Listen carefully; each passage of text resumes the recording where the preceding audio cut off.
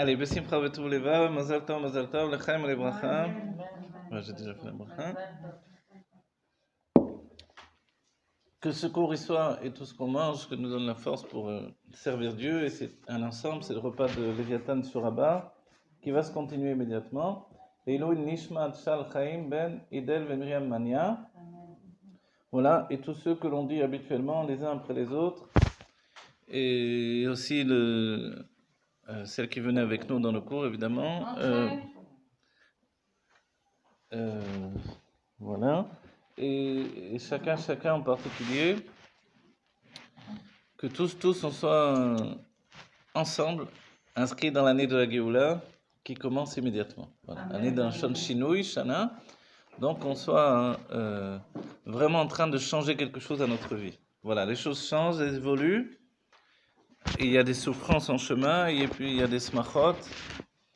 Alors qu'on souhaite que Dieu s'investisse au maximum dans les smachot, dans les joies. Voilà, qu'il n'y ait plus besoin d'établir notre valeur par rapport aux souffrances. Voilà, on a étudié sur la menorah la dernière fois.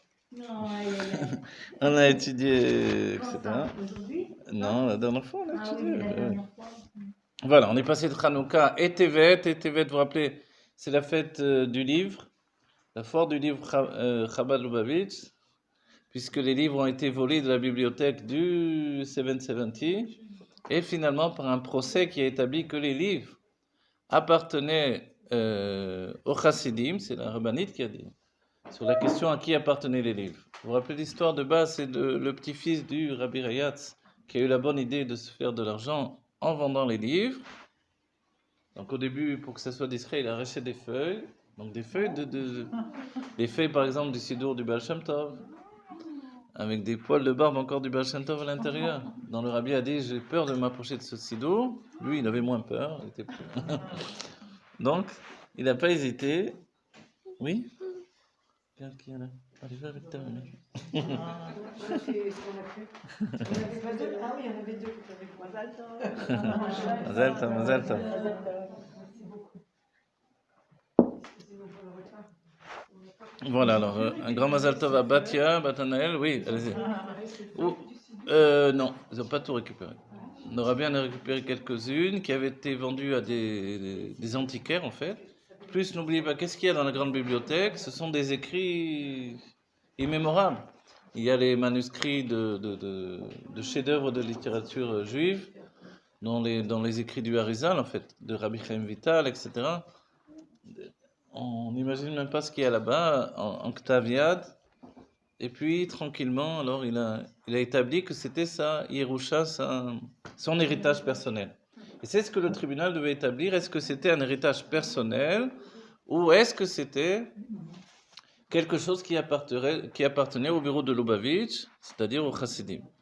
Et finalement, alors, c'est là aussi que ça a été intéressant, le tribunal a statué que le rabbi était un roi. Et compte tenu qu'il est un roi, il ne se déplace pas au tribunal, donc ils ont envoyé une délégation pour le rabbi. Par contre, ils ont déplacé la reine, parce que la rabbinite s'est déplacée, il est même filmé. Et puis, ce sont les paroles de la rabbinite qui ont emporté les choses, qui ont donné le succès. La rabbinite a dit, sur la question qui lui a été posée, à qui appartiennent ces livres? C'est ça la grande question. Est-ce que c'est une Yerusha, donc un héritage du petit-fils du Rabbi Rayatz, c'est-à-dire le fils du Rav Gourarié, qui lui tout de suite s'est disputé avec sa femme et s'est mis du côté du Rabbi pour être sa femme, comme toutes les mères. Alors elle a dit, je sais pas quoi. Vous avez les mères, hein?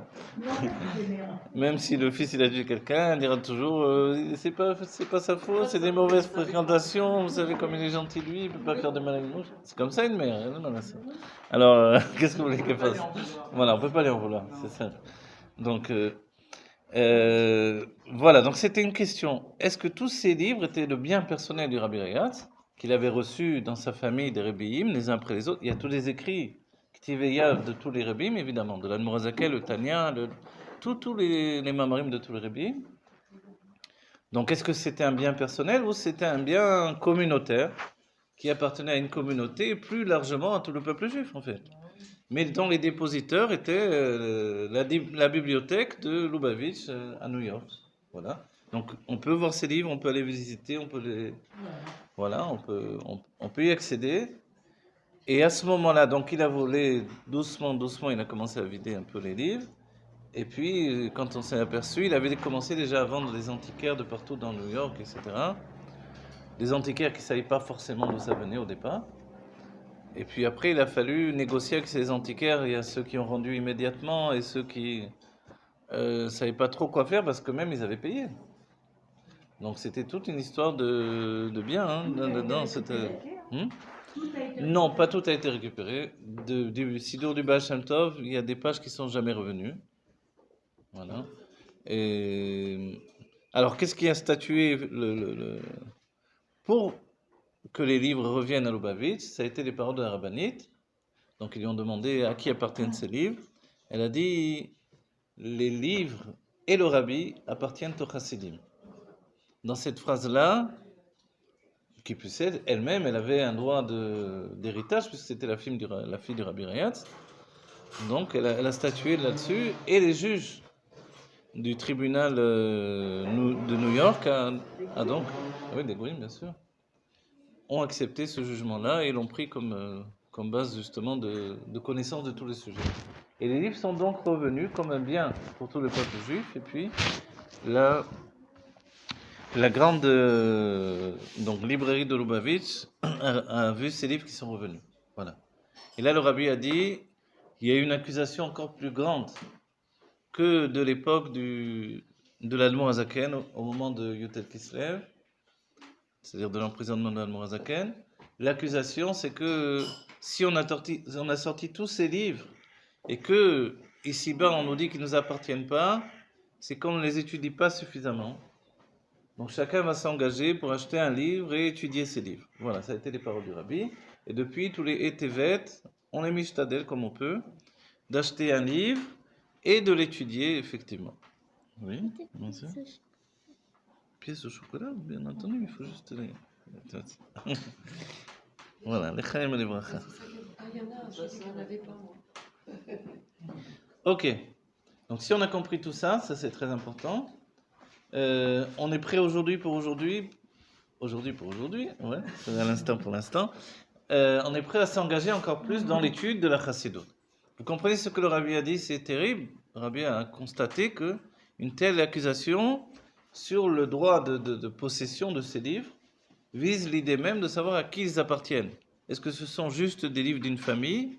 Donc effectivement, il a le droit d'en prendre possession.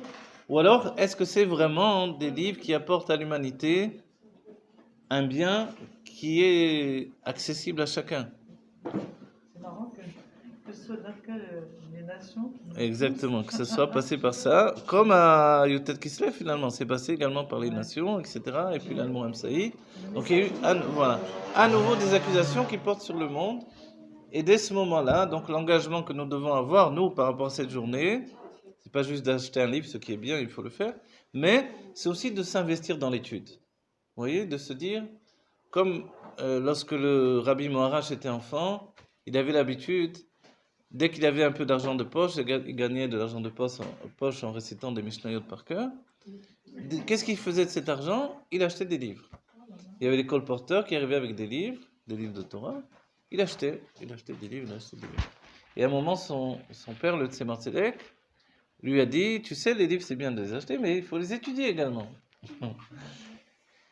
Et alors, donc c'est un gaon, ceci dit, le Rabbi Moharaj, quand il était enfant, il connaissait déjà énormément de livres par cœur. Il connaissait tout par cœur. Il traitait ses frères de nains avec des grosses têtes. On dit, mais pourquoi tu les appelles des nains avec des grosses têtes? Parce qu'ils sont obligés d'ouvrir les livres pour étudier, alors que moi, je connais déjà par cœur. Voilà. Bon, c'était des enfants.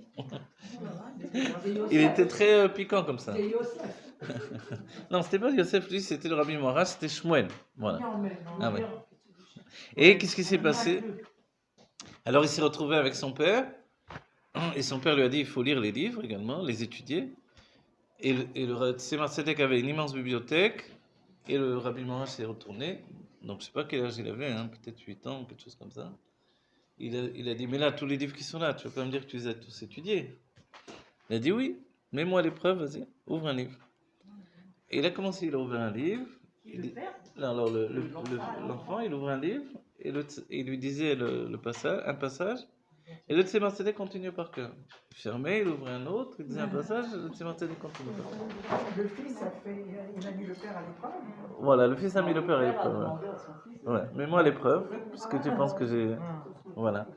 Le Rabbi Morash, si on en parle, il démontait des montres. On dit, bon, d'accord, tout le monde peut faire ça, démonter une montre avec tout le mécanisme. Mais il les remontait. Ça, c'est extraordinaire, parce qu'on est tous capables de démonter. Mais remonter ensuite. Alors, comme il avait des problèmes d'arthrose, etc. à ses mains, il a beaucoup souffert de ses mains. Il a construit, il a fait de la marqueterie, il a écrit un Sefer Torah. La table du Rabbi, vous savez, la table, il y a une image d'une table à carreaux dans le Zalakatan, c'est dans un petit Beth Knesset, au 770, c'est du Rabbi Morash. C'est-à-dire, il a fait beaucoup de travail de ses mains pour continuer à se servir de ses mains correctement. Et puis, il a été très malade. Pourquoi il a été très malade? Parce que les Rebbeim ont pris soit l'emprisonnement, soit la maladie. Et le Tzemar Tzedek, quand il s'est aperçu que son fils était déjà très, très malade, alors, je crois qu'il a dit quelque chose du genre, dommage que j'ai pas pu le savoir avant, parce que chez nous, c'est soit l'emprisonnement, soit la maladie. Ils choisissent plus ou moins, en tout cas le père il aurait pu statuer pour le fils, peut-être qu'ils choisissent effectivement. Mais le Rabbi Morash, tout son inyan c'était le Netzar, personne ne pouvait l'enfermer. Personne ne pouvait l'arrêter, même le gouvernement russe avait peur de lui.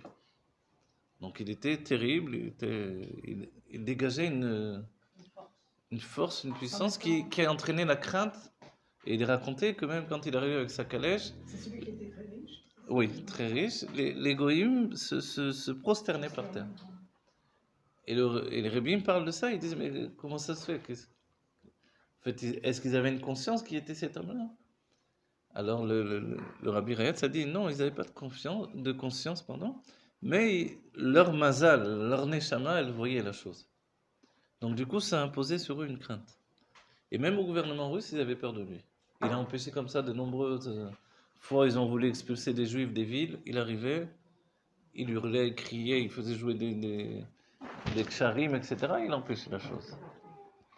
Et en fait, il allait jusqu'au bout quand un procureur d'un endroit où il habitait, pas loin de, je ne sais pas si c'était à Lubavitch encore, mais ça bien sûr, il y avait un procureur qui voulait faire un exemple de son fils, le Rabbi Rachab, et le mettre à l'armée. Donc à l'armée, ça voulait dire rentrer jusqu'à l'âge de 40 ans, avec les non-juifs, etc., pour donner un exemple, parce que les juifs ne voulaient pas aller à l'armée. Alors il a dit, je vais faire un exemple, je vais prendre le fils du rabbi, comme ça ils vont bien être obligés de suivre. Et le Rabbi Morash a commencé à lui parler, lui demander d'arrêter tout de suite ses démarches, etc. Et l'autre a fait le plan, il n'a pas voulu. Et le Rabbi Morash a dit, sache que s'il faut, je m'en irai en Eretz Israël avec mon fils, mais toi en tout cas, tu ferais mieux de changer d'avis immédiatement. Bon, il n'a pas voulu changer d'avis, finalement. Il est d'un seul coup, en plein Mahamar, le Rabbi Morash, les rabbins avaient un secret, en plein Mahamar, ils disaient des paroles que seulement des proches, comme les enfants, pouvaient entendre. Il fallait demander la permission d'entendre les paroles secrètes qui étaient dites au sein du Mahamar. Et comme ça, le Rabbi Morash a dit que la Magefa commence. En plein Mahamar. La Magefa, c'est l'épidémie commence. Voilà. Et ce non-juif-là, ce procureur-là, il est tombé tout à coup, par terre, au même moment, pris de tremblements, etc. Sa femme, elle a compris que c'était le rabbi qui avait fait quelque chose, elle a couru, elle a supplié, elle n'a rien voulu entendre. De la même manière, il y avait un non-juif qui était passé, qui avait fait un signe d'insulte au rabbi, en le voyant de loin. Il n'a jamais pu redescendre sa main ensuite. La main restait en l'air comme ça, il n'arrivait plus à la descendre. Et il est mort avec la main en l'air comme ça. Pour vous dire, c'était un rabbi qui établissait le Netzar du peuple juif, c'est-à-dire, Samida c'est Netzar, Netzar c'est-à-dire la puissance. Donc il était très riche, il avait un pommeau d'or sur sa canne, il avait des semelles d'or autour de ses chaussures. Le secret c'est qu'il n'avait même pas de semelles, il avait les pieds par terre. C'est-à-dire que tout était déguisé d'une certaine manière. À l'intérieur il travaillait ce qui s'appelle la chifloute, l'humilité. comme il avait l'habitude de se mettre sur il a demandé une fois, donc il avait son carrosse tout en or, orné d'or à l'extérieur, etc. Et puis, il avait demandé à son cocher, arrête-toi. Il est descendu, il est rentré dans un champ. Il a été sur une termitière. Il s'est assis dessus. Toutes les énormes fourmis sont montées sur lui. Il a pleuré. Et puis il est parti. Hop, il est remonté dans le carrosse. C'est-à-dire qu'il y avait cet avoda pnimi intérieur qui permettait de faire cet avoda à l'extérieur. Vous comprenez? C'est-à-dire, à l'extérieur, c'était l'affirmation de itnaso, de puissance. Voilà. Et à l'intérieur, c'était toute la notion d'humilité, mais que personne ne savait en dehors de lui-même. C'était son travail personnel. Et on raconte encore beaucoup de choses sur lui. Sinon, on dit, il allait dans une cure. Il y a toute une histoire. Il y avait quelqu'un qui était parti avec lui, un Lituanien, qui s'est retrouvé dans la calèche en route pour la cure avec le rabbi Moharaj. Et il s'est étonné devant le rabbi Moharaj qui allait à la cure où il y avait aussi des femmes. Il s'est dit, bon, comment c'est quoi ce rabbi? C'est un peu bizarre quand même. Et puis qu'est-ce qu'il a vu? Il y avait un passage où on passait sur un pont. Et quand on passait sur un pont, il y avait une statue et tout le monde devait se découvrir.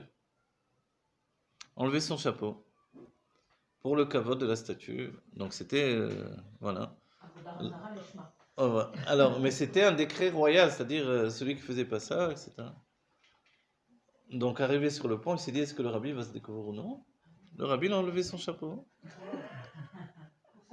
Alors il était très bête, bon, il a remis son chapeau. Et après, je sais plus ce qu'il y avait, mais après il s'est retrouvé, donc il a vu, donc arrivé dans la cure, il y avait plein de femmes aussi. Il a dit, comment le rabbi? Et il lui a expliqué, il lui a dit, sache que quand j'ai... Ah oui, il a vu aussi manger un sandwich, du pain, sans faire les télas. Il a dit, oh là là, c'est quoi ce rabbi? Il a dit, catastrophe. Voilà. Alors il a dit, là. Et après, il a vu arriver dans l'endroit plein de femmes, et le rabbi qui descend là. Alors le rabbi s'est retourné vers lui avec un sourire, il a dit, tu veux savoir, n'est-ce pas? Et il lui a dit, sache que... Il a dit, regarde, il a enlevé le chapeau, en dessous il avait une perruque, il a soulevé la perruque, il avait la perruque là qui part. Et après il lui a dit, maintenant, si j'ai mes gants et que je suis en voyage, je peux manger mon pain sans toucher le pain avec les mains, je peux très bien le manger d'après la halakha, sans faire l'étina. Et après il lui a montré ses lunettes, bon là je vois rien, moi elles sont sales, mais les lunettes du Rabbi Moharaj, elles étaient noires totales. Noir de noir, c'est-à-dire qu'on ne voit rien. On voyait rien. Et il y avait un seul truc à l'intérieur, il y avait écrit Enon Milvado. Mais elle était noire totale. Donc il ne voyait rien, si ce n'est que Enon Milvado. Ça c'est Rabbi Moharaj, c'est-à-dire c'est un personnage extrêmement mystérieux, extrêmement spécial. Et tous les rabbis sont particuliers, c'est ça qui est extraordinaire. Chaque rabbi il a sa particularité, il n'est pas comme les autres. Et pour nous c'est un enseignement. Les rabbis sont par rapport aux sphirotes du monde de Hatzilut. Chaque sphira apporte sa nouveauté. Nous-mêmes, on apporte une nouveauté dans le monde avec notre caractère, notre manière d'être, etc. Vous voyez? Et c'est ça qui est merveilleux. Le peuple juif, c'est un peuple de lumière qui brille avec des manières différentes. C'est quoi lui? C'est le Hol? Non, Netzar. Netzar, c'est le Tzemar Tzedek. Non, le Tzemar Tzedek, c'est le date. Alors, on va le dire si vous voulez vous rappeler. Alors, le Baal Shem Tov, il est considéré comme Keter, Plimiuta Keter, c'est-à-dire Atik Yomin. C'est pour ça qu'il amène le plaisir dans la Vodat Hashem. Tout son travail, c'est de rétablir le plaisir dans le service de Dieu. Ensuite, le Maguide de Mezrich, lui, il apporte le dévoilement du Ratzon, de la volonté. Non, la volonté c'est Chitzoniuta Keter, l'extériorité du Keter. La volonté, donc c'est, alors si on dit en termes Atik Yomin et Ariranpin, la volonté se dévoile avec le Maguide de Mezrich, et c'était un homme de volonté. Il y a beaucoup d'histoires. Vous vous rappelez, le Baal Shem Tov avait 60 élèves, et le Maguide de Mezrich avait 120 élèves. C'était pas juste 120 élèves, c'était 120 tzadikim. 60 tzadikim qui sont devenus 120 tzadikim, et ce sont de ces 120 tzadikim que vont sortir toutes les branches de toutes les maisons de Chassidut, d'accord? Qu'on a aujourd'hui, tout ce qui existe. Ça vient de cette époque-là. Quelques branches viennent un petit peu du temps du Baal Shem Tov, mais la plupart ont jailli, se sont répandues à partir du Maggid de Mezrich. Donc, le Maggid de Mezrich, qu'est-ce qu'il avait de particulier? C'est la volonté. La volonté qui établissait que la chassidoute, c'est quelque chose de sérieux. Vous savez, du temps du Baal Shem Tov, le monde lituanien pensait que le Baal Shem Tov, c'était, bon, entre guillemets, un rigolo, quoi. Un faiseur de miracles, mais pas un lambda. Pas un étudiant de Torah, pas un Talmid Chacham. Un faiseur de miracles, il lui accordait. D'accord? Il paraît que tu fais des miracles, mais sans arrêt, ils ont voulu le tester au niveau de la Torah. Mais personne n'est venu tester le Maggid de Mezrich, qui était Yadoua, comme un Gaon, qui connaissait tous les livres, qui avait ouvert tous les livres, qui avait étudié tous les livres. Alors, merci beaucoup. Merci beaucoup.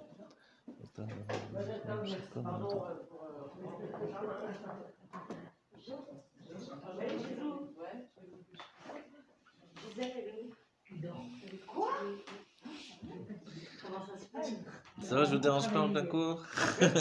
Chaim les bras. Ah, vous étudiez? C'est venu pour moi. C'est des phénomènes que Dieu vous bénisse. Chaim les bras. Bochim habayim. Chacun qui vient, chacun qui arrive. Oh là, je parle pas bien français. Désolé. Bon, chacun arrive avec sa lumière. Voilà, on va dire. Avec sa manière, et c'est ça qui est merveilleux, c'est ce que l'on est en train de dire. Alors, si je continue les surotes, alors il y a, une fois qu'on a fait le Baal Shem Tov, c'est le Keter, c'est le plaisir, le Maggid, c'est la volonté. Vous savez que le Maggid boitait des deux jambes. Il avait des béquilles des deux côtés.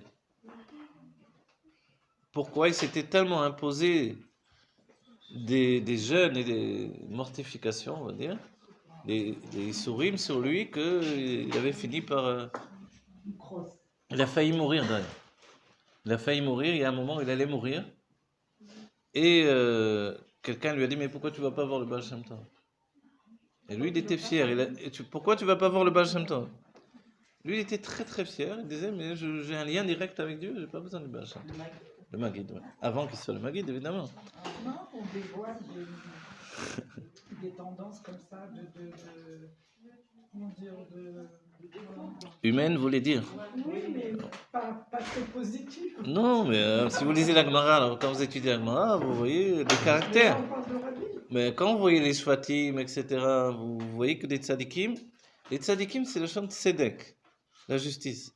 Et se dévoile chez eux une puissance. Et des fois, on a l'impression qu'ils sont un peu comme des enfants, tellement ils sont purs, en fait. Ils sont vrais. Ce qu'ils pensent, ils le disent. Donc, ils n'ont pas le même rapport avec la vie que nous, en fait. Vous voyez? Mais ils nous ressemblent beaucoup, en fait.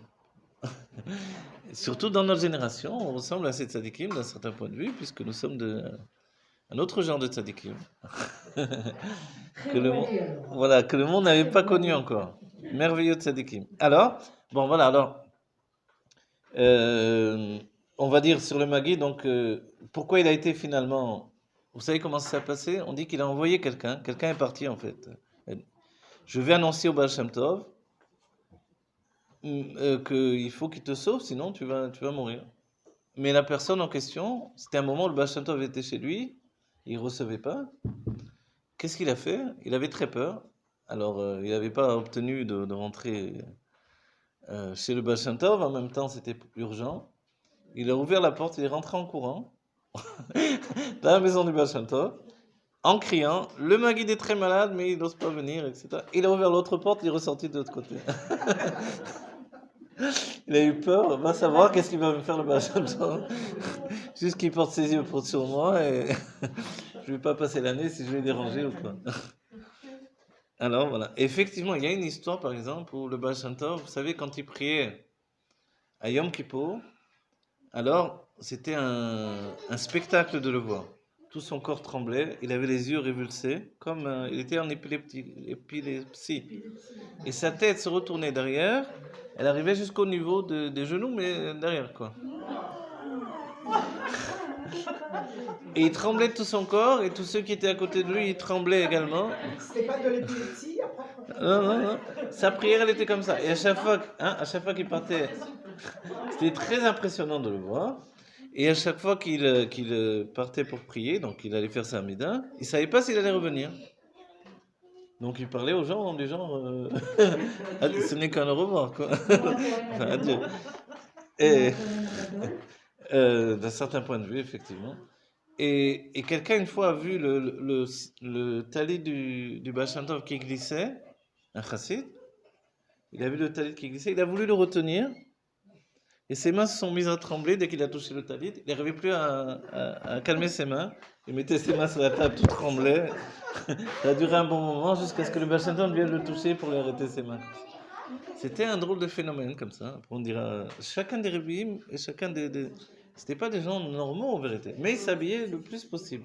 Mais ceci dit, le Baal Shem Tov, du moment où il s'est dévoilé, voilà, non, du moment où il s'est dévoilé, il acceptait de dévoiler à chacun que Enon Milevado.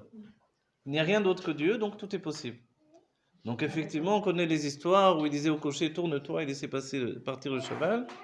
Le cheval partait, il faisait Kitsura derrière, il arrivait à un autre bout du monde, en Italie, un truc, hop. C'était phénoménal. Il arrivait aussi à des histoires selon le Ramirez qui sont rapportées par l'Admorazaken qui a été écrit dans Chiffré à Besht, ce livre-là. Et il y a une histoire où il arrive avec son carrosse et il y a un Porsche. Oui, pas une Porsche, mais un Porsche, c'est-à-dire donc un portail, si vous voulez, en d'autres termes, qui était très bas, donc il n'allait pas rentrer avec sa gala. Et évidemment, le cocher s'est arrêté et il lui a dit pourquoi tu t'arrêtes? Vas-y, continue.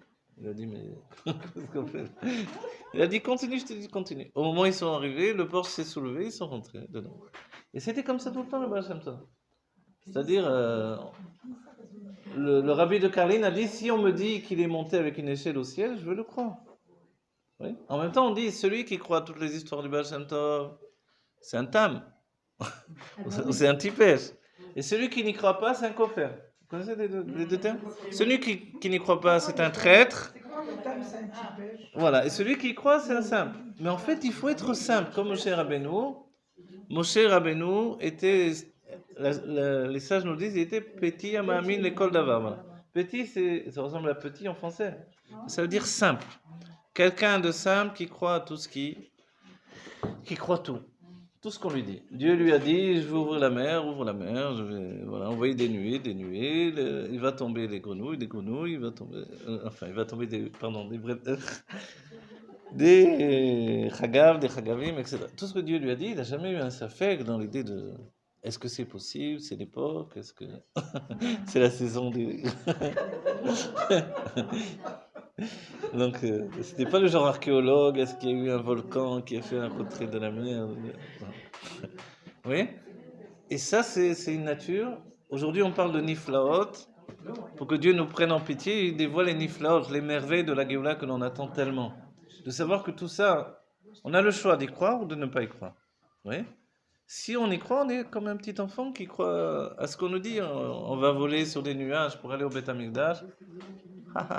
Voilà. Est-ce que c'est vrai ou non? Alors, moi j'y crois, pourquoi pas? Quel est le problème?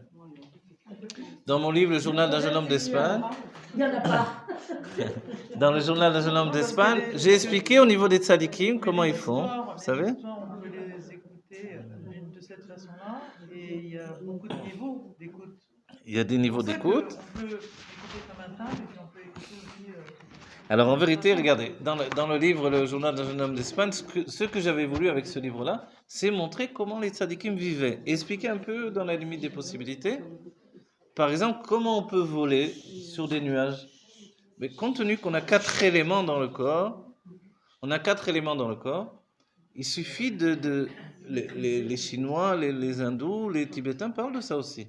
C'est la Torah qui a été enseignée par Abraham Avinu. Donc en fait, il suffit d'équilibrer les 4 éléments du corps. Le corps est lourd parce que l'élément de poussière est prédominant. Mais si on fait que l'élément de l'air soit prédominant, on va voler dans le ciel sans problème. C'est les fréquences. Voilà. Vous comprenez? C'est aussi simple que ça. Voilà, comme je vous le dis, on va dire c'est simple. C'est simple. Il faut avoir une maîtrise sur ces 4 éléments. Abraham Avinu avait une maîtrise des 4 éléments. C'est tout le sujet de Sefer Yetzirah. Comprenez? Le sujet de Sefer Yetzirah, c'est avoir cette maîtrise des 4 éléments et être capable de créer comme Dieu, à partir des noms divins. Donc quand on a ça dans les mains, vous imaginez que, est-ce qu'il y a quelque chose de difficile? Tout est possible. Je peux mettre mes doigts comme ça, je dis allô, oui. D'ailleurs, dans la rue, quand je suis arrivé en Israël, je me rappelle, tout le monde disait allô dans la rue. Je me tournais, pourquoi ils disaient allô? Après, il y a eu les portables, c'était plus normal, les gens. Ou les gens qui parlent tout seuls. Au début, tout le monde se retourne, tiens, ils parlent tout seuls. Et après, on s'est habitué. Avec les oreillettes, on voit plus rien, donc tout le monde part tout seul, c'est pas grave. Les fous passent inaperçus. Et ça, c'est merveilleux. C'est-à-dire, au début, c'est un choc, et après, ça devient une réalité. Et c'est ça, en fait. Il y a une grande question. Vous savez que le rabbi dit, le Rav Notik en parle dans son livre. Le rabbi nous dit, pour les enfants, est-ce que l'on doit leur dire des choses uniquement liées à la réalité, ce que leur esprit peut comprendre? Alors, le chemin des Rébim, c'est de ne pas faire ça. De leur donner au contraire de la liberté dans leur esprit et de leur expliquer, raconter des histoires fabuleuses qui font au contraire qu'ils se projettent dans un monde autre qu'un monde d'enfermement, rikiki, etc. Et l'Admorazaken a été très dur avec un professeur, un Mélamed. Il a même été surnommé le traître.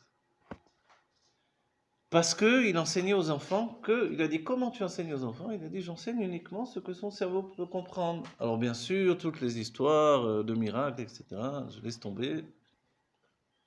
Il lui a dit, comment? Il y a toute une formulation, comment il a dit les choses. Que celui qui vient de Vilna, il fait penser qu'il vient d'un endroit où il y a des chassidim, et en fait, il est en train de jeter les enfants au molaire de la pensée intellectuelle. Ça veut dire, ils jettent les enfants au feu. Parce que quand on enlève de l'enfant le merveilleux de l'enfance, le Enon Milevado, que tout est possible, que le miracle est à portée de main, en fait, on a détruit un enfant. Oui? On a détruit dans son âme tout ce qu'il y a de plus merveilleux dans l'enfance. On a détruit un adulte. On a détruit l'adulte qui, lui, va être enfermé.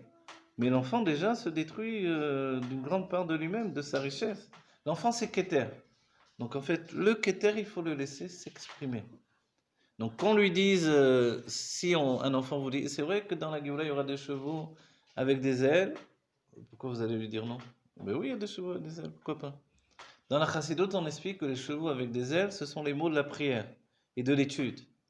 Grâce aux chevaux, on peut atteindre, dit l'Admorazaken, des endroits qu'on ne pourrait pas atteindre sans eux.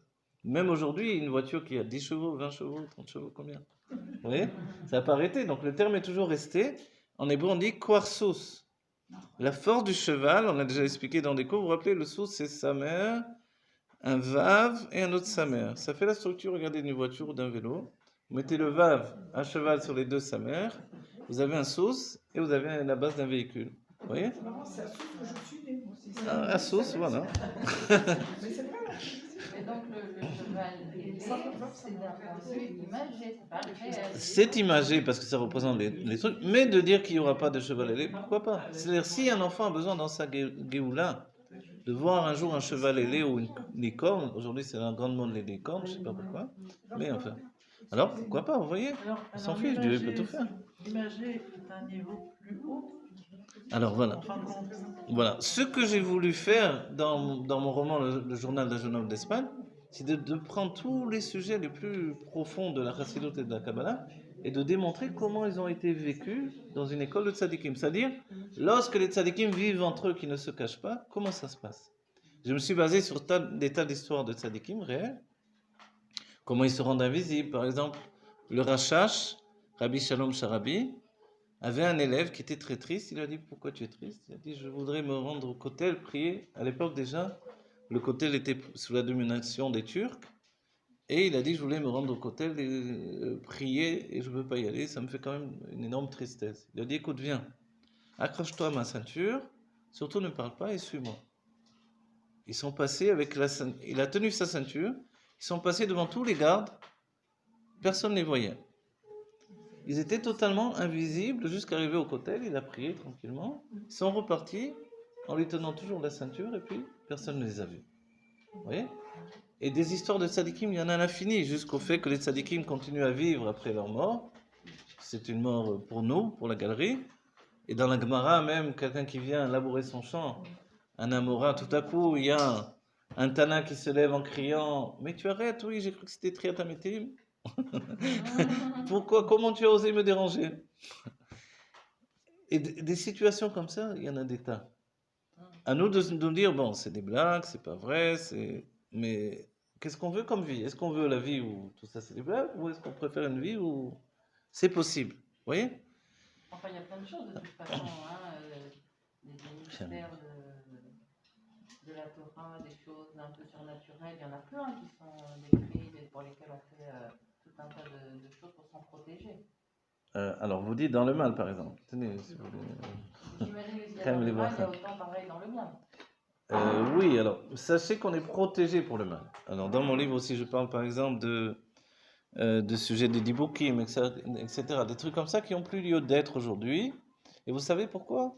L'une des raisons qui a été donnée, c'est qu'il y a une époque où ça agissait vraiment sur le peuple juif. De voir une situation d'un dibouk, etc. Vous voyez? Maintenant, quand on a vu des films d'horreur, bon, c'est pas si impressionnant de voir ce dibouk-là, quoi. On a vu pire, ouais.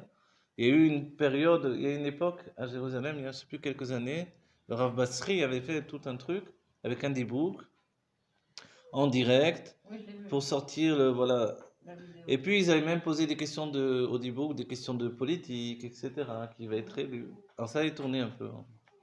Bon. Parce que c'est plus chaya, c'est plus en relation à notre époque. On n'est plus basé sur la tchouva. L'idée c'était de faire tchouva, oui. On n'est plus basé sur une tchouva par la crainte. Non, mais par exemple, le mikvé, ça sert à ça, Netilat Yadayim, ça sert à Ah ça. oui, non, vous avez... Ah, ça c'est ce que l'on appelle le chog de la Torah. Voilà, on en a parlé dans le cours précédent par rapport à Hanouka. Toute l'idée que les Grecs voulaient empêcher chez le peuple juif, ce n'était pas de faire Torah et Mitzvot, mais de prêter à ces coutumes, du moment qu'on les appelle des coutumes, pourquoi pas? Qu'est-ce qui s'en fichait? Mais de prêter à ces coutumes une réalité divine, ça, ils ne pouvaient pas l'accepter. Les mythes. Hein? Les Voilà, mythes. les mythes. Alors, c'est limite. C'est mythe, nous on est antisémites. Oui, ouais. En fait, on peut se dire, mais eux, ils ne croyaient pas alors les dieux de l'Olympe, etc. En fait, quand on étudie un peu plus, on se rend compte, non, ils n'y croyaient pas tellement. Le grec, c'est l'être cartésien par excellence. Ça n'existait pas encore, Descartes. Mais... c'est-à-dire celui qui va d'après l'intellect, la beauté du corps, l'homme, etc. Donc, qui croyait aux dieux de l'Olympe? Les gens simples, illettrés, etc. Mais les savants, ceux qui avaient de la culture, et les Grecs avaient beaucoup de culture, puisqu'on a dit la seule traduction de la Torah que les sages ont acceptée comme étant d'une grande qualité, c'est la traduction en grec. Maintenant, je ne sais pas si en grec ancien en tout cas. Le grec moderne, je ne sais pas si c'est le même exactement, mais en grec ancien, c'est considéré comme une langue riche et qui entraîne vraiment une grande connaissance. De là, évidemment, d'étudier la philosophie dans le grec ancien, ça a certainement une grande valeur. Mais ce n'est pas forcément notre travail. De peur, justement, que l'on perd le sacré et le côté tmimout du Yehudi, la candeur du Yehudi. Le Yehudi, c'est quelqu'un qui a une vraie candeur. Tu vois encore des pièces de chocolat? Attends, mais stop. Tiens, il y en a encore une. Un, deux. C'est quoi la candeur du Yehudi? Le Yehudi, lui, il sait bien que tout ça, ça n'existe pas. C'est un monde virtuel. Auparavant, quand j'aurais dit quelque chose comme ça, on dit ça va, la tête, etc. Aujourd'hui, on sait ce que c'est un monde virtuel. Vous voyez? Allez, vas-y. Prends ton trésor de toutes les couleurs. Un monde virtuel, c'est-à-dire qu'un monde qui exprime une réalité qui n'est pas vraiment, en hébreu on dira mamashit. Je touche quelque chose qui n'est pas une matière existante en vérité. C'est dur à imaginer, mais dès qu'on bascule du côté de la science aujourd'hui, on s'aperçoit qu'on nous dit la même chose. C'est plus maintenant un fossé entre deux mondes, etc. Donc on n'a pas à avoir peur de l'exprimer clairement.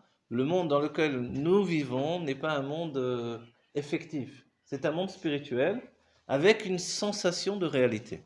Et c'est pour ça le passage à la Géoula, il est comme ça, quoi.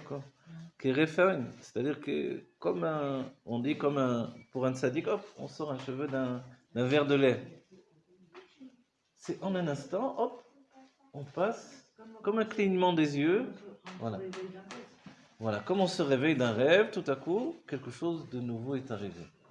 Quelque chose de nouveau qui était toujours là en réalité. C'est juste que dans le rêve, j'avais l'impression que cette réalité était effective. Or, non. D'accord? Alors, si on continue les sphirotes, parce que j'ai fait perdre le fil quand même, on a dit le Baal Shem Tov, il est du sujet du Keter, Pnimiuta Keter, donc c'est le plaisir divin, Atik, Yomin. N'oubliez pas, la Géoula vient du Pnimiuta Keter. Dans les termes de la Chassidut, on dit Pnimiut Atik ou Recha Delo Yada, vous vous rappelez, ou Radla, la tête qui ne se connaît pas. C'est-à-dire un niveau où toutes les normalités ou les bienséances de normalité ou l'acceptation de la réalité est totalement en vacances. Ça va ce que j'ai dit? Vous avez compris? C'est-à-dire, bon, dès qu'on parle de ce sujet-là, il faut en parler un peu comme ça, vous voyez? Un peu, le bonhomme, il a fait trop l'echaïm ou pas assez. C'est-à-dire que c'est pour ça que ça s'appelle Recha Delo Yada, Delo Et Yada. La structure, elle est inexplicable. Elle n'a pas une structure normale. Et souvent, pour donner l'explication, on se base sur le Zohar, enfin en tout cas moi, le fait que quand on voit dans notre corps, même dans notre tête, comment est structuré le Keter, on voit que ce n'est pas du tout comme les autres structures des sphirotes. Vous voyez le cerveau, Chorma, Bina, Da'at, 3 cervelets, c'est vraiment fixé par rapport aux sphirotes des mondes divins. Donc tout le monde voit que vraiment il y a une construction divine des sphirotes. Les bras, regardez, Chesed, Gvura, bras droit, Chesed, Gvura la main gauche, et puis Tiferet, c'est le torse ici. Vous voyez? Et on continue le corps entier, mais on dit, mais quand on monte, qu'est-ce qui se passe? Le Keter, où il est le Keter là? Alors on va dire, voilà, c'est mon chapeau, ok, mais dans notre corps, il y a bien un Keter aussi. Alors dans le corps, une fois qu'on a le cerveau, il y a la membrane autour du cerveau, et ça s'appelle Chormastima. Alors on dit, c'est quoi cette Chormastima? C'est déjà Keter? En fait, oui, c'est la volonté d'étudier, de comprendre, de la skill qui se trouve dans le Keter. C'est pas le cerveau du milieu? Ouais. Alors après, entre cette membrane qui entoure le cerveau et la goulgolette, le crâne, il y a un espace vide. Cet espace vide ou avec un liquide, c'est le plaisir. Et le plaisir, c'est cet espace entre les deux. Vous voyez? Cet espace entre les deux qui est le plaisir. Ensuite, il est suivi par la goulgolette qui est la volonté. Et là, on se rend compte, regardez. Il y a la volonté et le attique, le plaisir, qui est le plus élevé, au lieu d'être tout en haut, il se trouve à l'intérieur. Et la volonté elle-même, elle est découpée en deux. Il y a une partie dans le crâne et une partie qui est une membrane qui entoure le cerveau. Alors on va dire, c'est un sacré balagan là quand même. C'est plus du tout Yemin, Small, Vaimsa, droite, gauche et au milieu. Vous comprenez? Ça, c'est le Keter.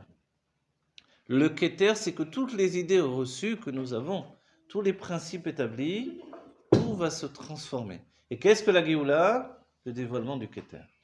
Qu'est-ce qui a entraîné le Baal Shem Tov? Le dévoilement du Keter. Et c'est pour ça que les Chassidim, au début, pour montrer qu'on était rentré dans une nouvelle période du dévoilement du judaïsme, priaient la tête en bas.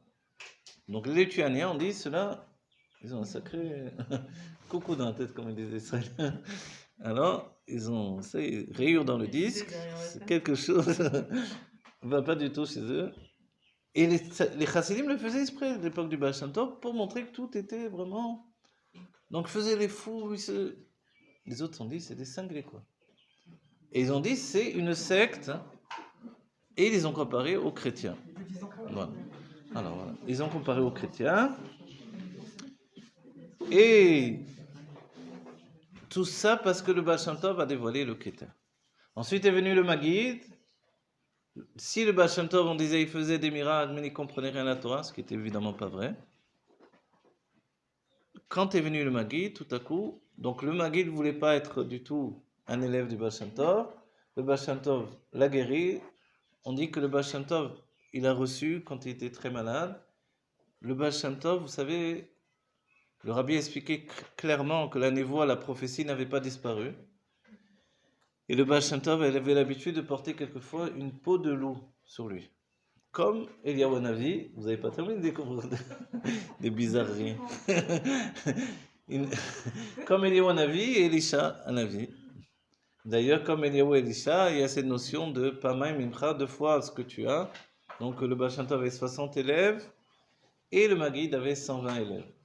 Donc quand il a reçu le Maguid, très malade, il a couché, il a mis sa peau de loup dessus, au Maguid, et il a commencé à tourner autour du Maguid comme ça pour le guérir, en disant de la Torah. Et le Maguid a dit à ce moment-là, je me suis retrouvé sur le mont Sinaï, il y a eu, j'ai entendu le tonnerre, la voix de Dieu, les instruments de musique. J'ai reçu le don de la Torah à ce moment-là. Et c'est comme ça qu'il a guéri. Mais le Maguid quand même avait des béquilles. Et il avait 2 béquilles, il marchait tout le temps avec les béquilles, on entendait arriver clic, clac, clic, clac, clic, clac. Et le Baal Shem Tov partait de partout, il allait apporter la Torah, la chassidoute à tout le monde, et le Maguid laissait venir à lui. Et là, le Maguid, tout le monde a reconnu que c'était un immense Talmid Chacham, un immense érudit, parce qu'il venait du monde lituanien, qui plus est, qui avait étudié tous les livres, etc.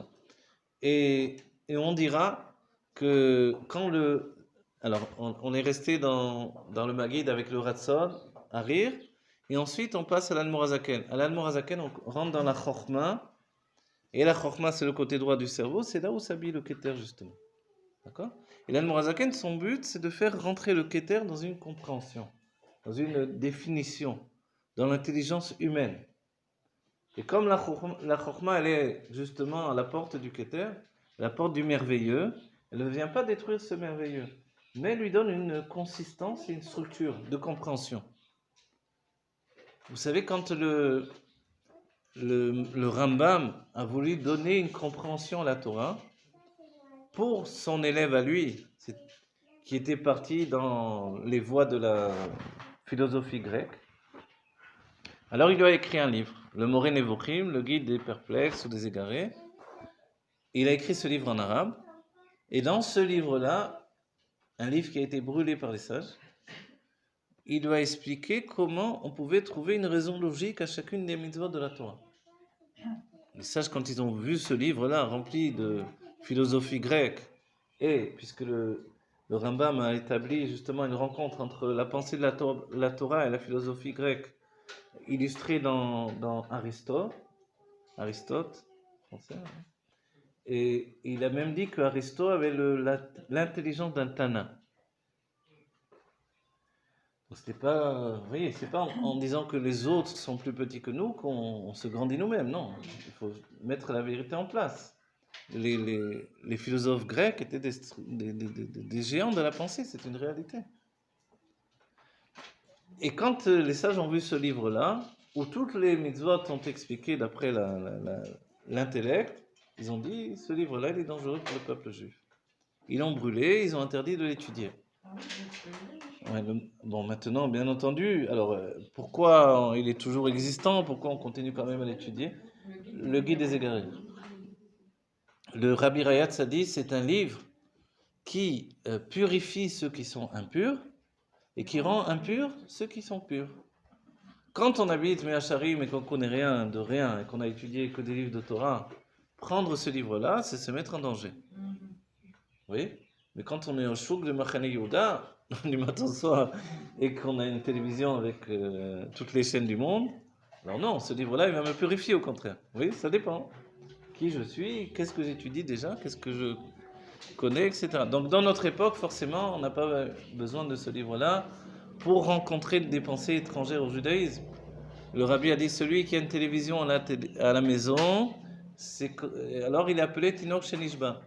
Vous voyez? Donc, la génération, là, forcément, on a tous grandi avec les télévisions. Tous, pas tous, mais beaucoup. Tous les balais de Chouva, disons. Donc, on est Tinok Shenishba.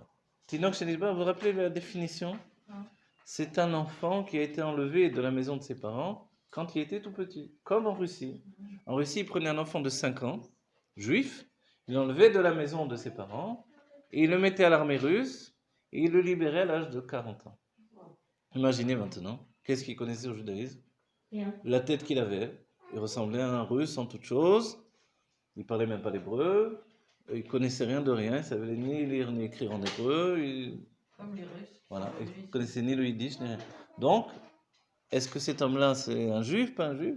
Justement, le Tzemar Tzedek les a beaucoup défendus et leur a donné de revenir et de se réinstaller dans le judaïsme, mais c'était une chose terrible. Et le rabbi dit que quand nous, on a grandi avec une télévision, on est comme ça, on a été enlevés dans notre petite enfance, et c'est déjà bien si un jour on nous relâche, à 40 ans ou à 80 ans, ou je ne sais pas quel âge. Et ça, c'est... Le rabbi a donné une autre image, il a dit, certains font un grand détour pour pas passer devant une église, mais avec la télévision, on rentre l'église dans la maison. Vous voyez, ce sont les paroles du rabbi.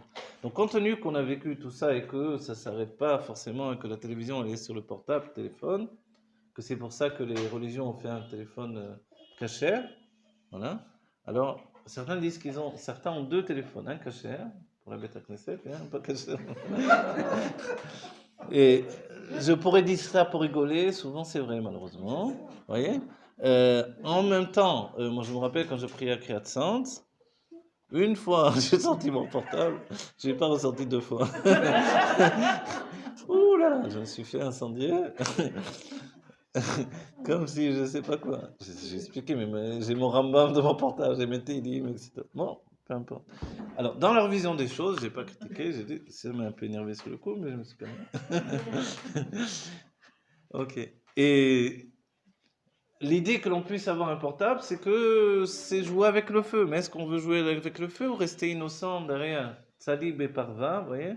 Un tzadik qui est au chaud, tandis que les autres ont froid. La décision du rabbi de Rébi, mais ce qui a donné la halakha sans doute des rabbinés Chabad, c'est que l'on ait un portable, mais qu'il soit accessible. C'est-à-dire que mon portable, tout le monde le prend. Quand on me téléphone, souvent, on me dit pourquoi tu réponds pas? J'ai dit, mais j'avais pas mon portable.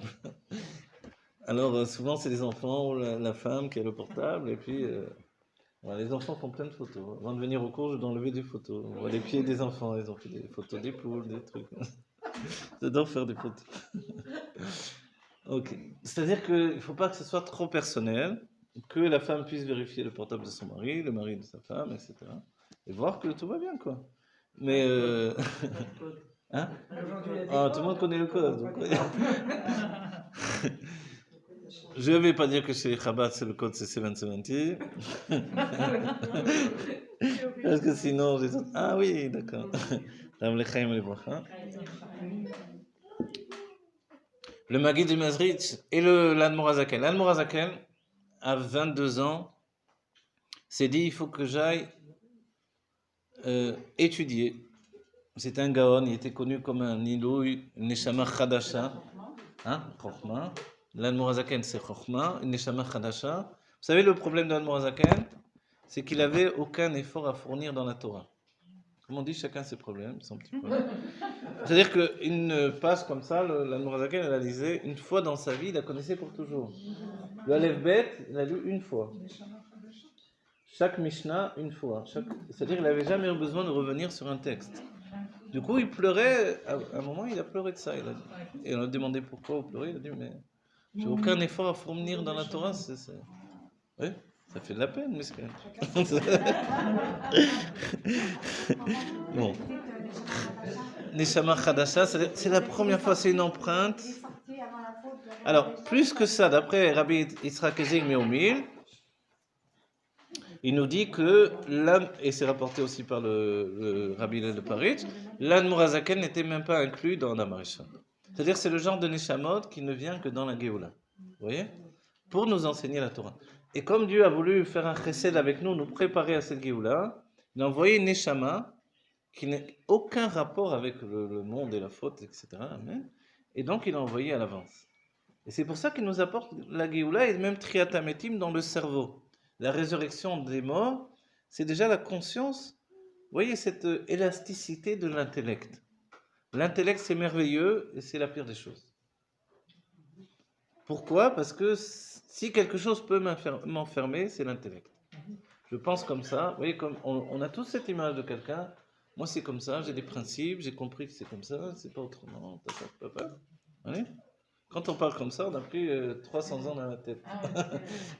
Donc, l'élasticité, la notion, ce que dit Rabbi Nachman de Breslev, un chassid ne peut pas vieillir. Vous voyez, il est interdit de vieillir, sans ces paroles. Donc, cette notion-là, c'est la chassidut qui l'entraîne dans notre vie. L'Admorazaken, à 22 ans, devait aller étudier. il s'est dit, il y a deux chemins qui s'ouvrent à moi. Je peux aller vers Vilna, là-bas on apprend à étudier, je sais un petit peu étudier, on connaissait déjà tout par cœur. Et il a dit, par contre à Mezrich, on apprend à prier, et je ne sais pas prier. Alors il s'est dit, je vais aller apprendre à prier. Il est parti à Mezrich avec son frère c'est Rabbi Yehuda Lev, et puis son frère n'avait pas demandé la permission à sa femme, donc il est retourné en arrière finalement. Donc là, le Morazaken s'est retrouvé tout seul là-bas, il est arrivé à 22 ans. Le Maguide, en fait, l'attendait. Mais quand il est arrivé, l'Admorazaken, alors il a voulu savoir, alors c'est quoi la manière de faire, de vivre. Il a vu qu'il ne faisait que prier.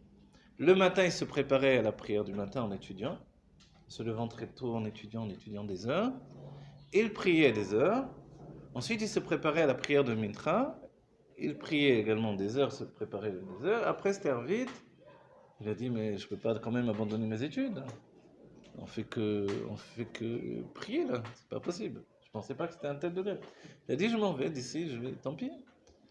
Et au moment de partir, alors, il s'est rendu compte qu'il avait oublié quelque chose, il est revenu en arrière, il a entendu le Maguide de Mezrich qui expliquait en fait le aide d'une femme, vous vous rappelez le aide, donc c'est un tissu où il y a eu une tache de sang. Il expliquait le aide d'une femme d'après la halakha, etc., tout le sujet. Il a entendu ça, il a dit, bon, peut-être ça vaut le coup de rester encore un petit peu.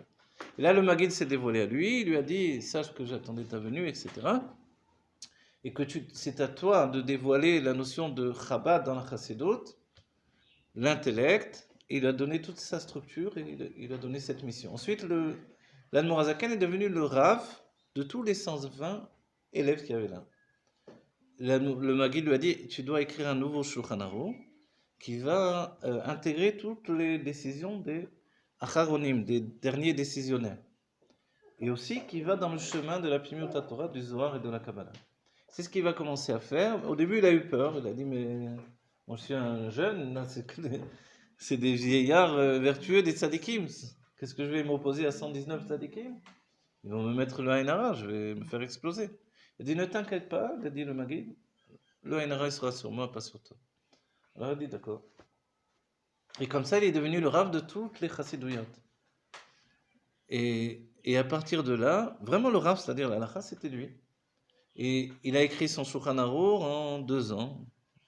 Si je ne me trompe pas, c'est en 2 ans. Tandis que le Tanya, ça lui a pris 20 ans. Vous vous rappelez la différence? Or, le Tanya, c'est ça quand même, le premier livre. L'écoute Amarim, très très petit, voilà. Et le Shulchan Aruch, c'est pas mal de volumes. La moitié a brûlé. C'est pour ça qu'ensuite, au moment de l'après-guerre, il n'y a pas eu tout de suite, on n'a pas réédité le Shulchan Aruch d'Admorazaken et le Pirouche du Chafetz Chaim a pris le dessus. Mais aujourd'hui, il est en train de se rétablir. Mais au départ, tout le monde avait pris cette halakha de le monde ashkénaze, de Shulchan Aruch d'Admorazaken. Je voulais vous raconter une histoire. L'Admorazaken, quand au moment où il a étudié avec le fils du Maguide de Mezrich, qui était Rabbi Avraham Amalach, qui a été rabbi pendant 1 année après l'Istalkout du Maguide, mais il était trop spirituel pour vraiment être attaché au monde. Par exemple, le soir de Pessah, son père, le Maguide de Mezrich, était en train de faire la Gada. Il a envoyé un talmid et il a dit, va voir où en est mon fils dans la Gada. Rappelle-lui qu'il doit qu'il doit terminer la Gada pour manger la ficomane avant Chatzot. Rappelle-lui. Il est parti, et puis il revient chez le Maguide, il lui dit, en fait, il est en train de dire, il dit, c'est quoi ce et l'Armania. Il est bloqué dans l'Armania. Bon, alors attends qu'il se débloque. Après, le temps passe, il dit, bon, je commence à m'inquiéter, est-ce qu'il va manger la ficomane avant son temps? Va voir chez lui, va lui rappeler. Il arrive, il lui dit, il revient, il dit, il est encore enfermé dans il dit bon d'accord, laisse tomber. Voilà, il n'avait pas passé c'était vraiment l'Admorazaken a dit, on l'appelle Rabbi Avraham Amalach, c'était vraiment un ange qui s'était habillé dans le monde mais qui était un ange. Si bien que quand il est parti du monde, c'est parce qu'il n'arrivait plus à manger de la nourriture. Il n'arrivait plus à mettre de la nourriture dans sa bouche et de mâcher. Il n'arrivait plus. C'était trop étranger à ça.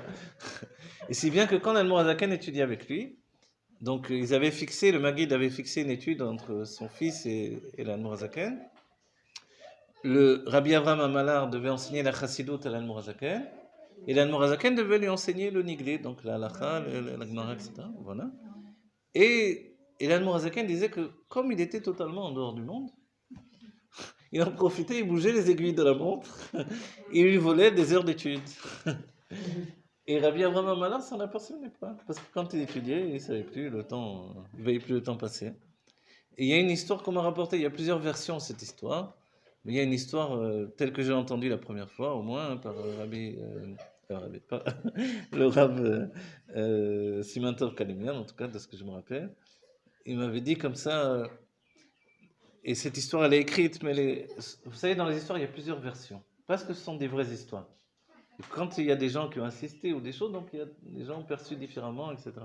Et là l'histoire on dit que au moment où ils étudiaient, à un moment c'était tellement élevé, l'étude de la Chassidut avec Rabbi Avraham Amala, que l'Admorazaken a senti que son âme s'en allait, qu'elle partait, qu'elle quittait son corps et qu'elle ne revenait plus.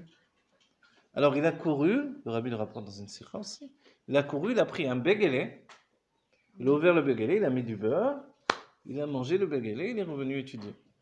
Tout ça pour se rhabiller, rétablir son âme dans son corps. Quand il est revenu après son béguélé, continuer l'étude avec Rabbi Avraham Amalar, alors Rabbi Avraham Amalar s'est tourné vers lui, il a dit Al tachniz gashmiut bagan eden sheli. Alors je le traduis. Ne rentre pas de la matérialité dans mon Gan Eden, dans mon jardin d'Éden. Voilà, ça c'est une version, il y a d'autres versions.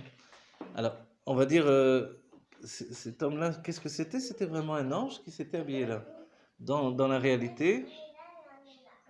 Après, on dira, je vais vous dire une autre histoire pour mieux comprendre à la fois la situation de l'Admorazaken et du Maguid de Mezrit à cette époque-là. Donc, on a dit il y avait 120 élèves. Le Maguid s'asseyait, ils étaient tous habillés en blanc. Le fait qu'on soit tous en noir, ça c'est venu après, à l'époque du Rabbi Moharach, à cause du fait que les Lituaniens, les opposés à la Chassidut, tabassaient les Chassidim. Ils tabassaient jusqu'à les tuer quelquefois. Donc alors le Rabbi Moharach a dit, bon, on va arrêter de s'habiller en blanc, parce que forcément, un homme en blanc, c'est un homme à abattre. Donc, ils se sont habillés en noir pour passer inaperçus comme les autres, quoi. Et des fois, ils ne pouvaient pas rentrer dans les choules des Lituaniens. Ils devaient écouter la Torah à l'extérieur, comme ça, par la fenêtre. Parce que sinon, s'ils rentraient, c'était une sakanat. Ils se mettaient en danger, vraiment. Comme le Mélamed du Rabbi Rayatz, qui lui était un grand gaon lituanien et qui a découvert le Tanya quand il était jeune. Et les Lituaniens l'ont trouvé en train d'étudier le Tanya et l'ont tabassé jusqu'à mort. Et il y en a un des Lituaniens qui a eu pitié de lui, il a vite enlevé parce qu'il allait mourir. Et il a amené chez des chassidim pour le protéger, pour le sauver. Et de là, ensuite, il est devenu un chassid et il est parti. Il est devenu le Mélamed, l'instituteur du Rabbi Rayatz. Et si je vous dis l'histoire jusqu'au bout, je ne sais pas si je peux vous le dire en vérité, parce que c'est... Ah, je peux, mais c'est pour les hommes après.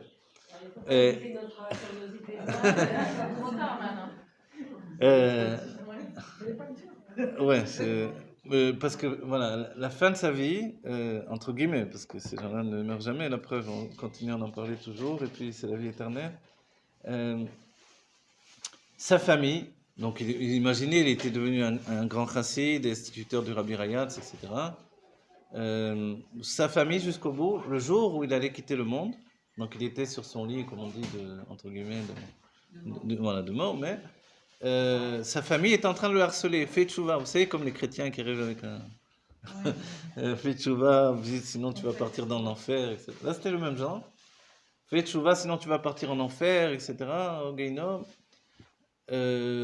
Regrette tout ce que tu as fait de devenir un chassid, redeviens un lituanien comme si.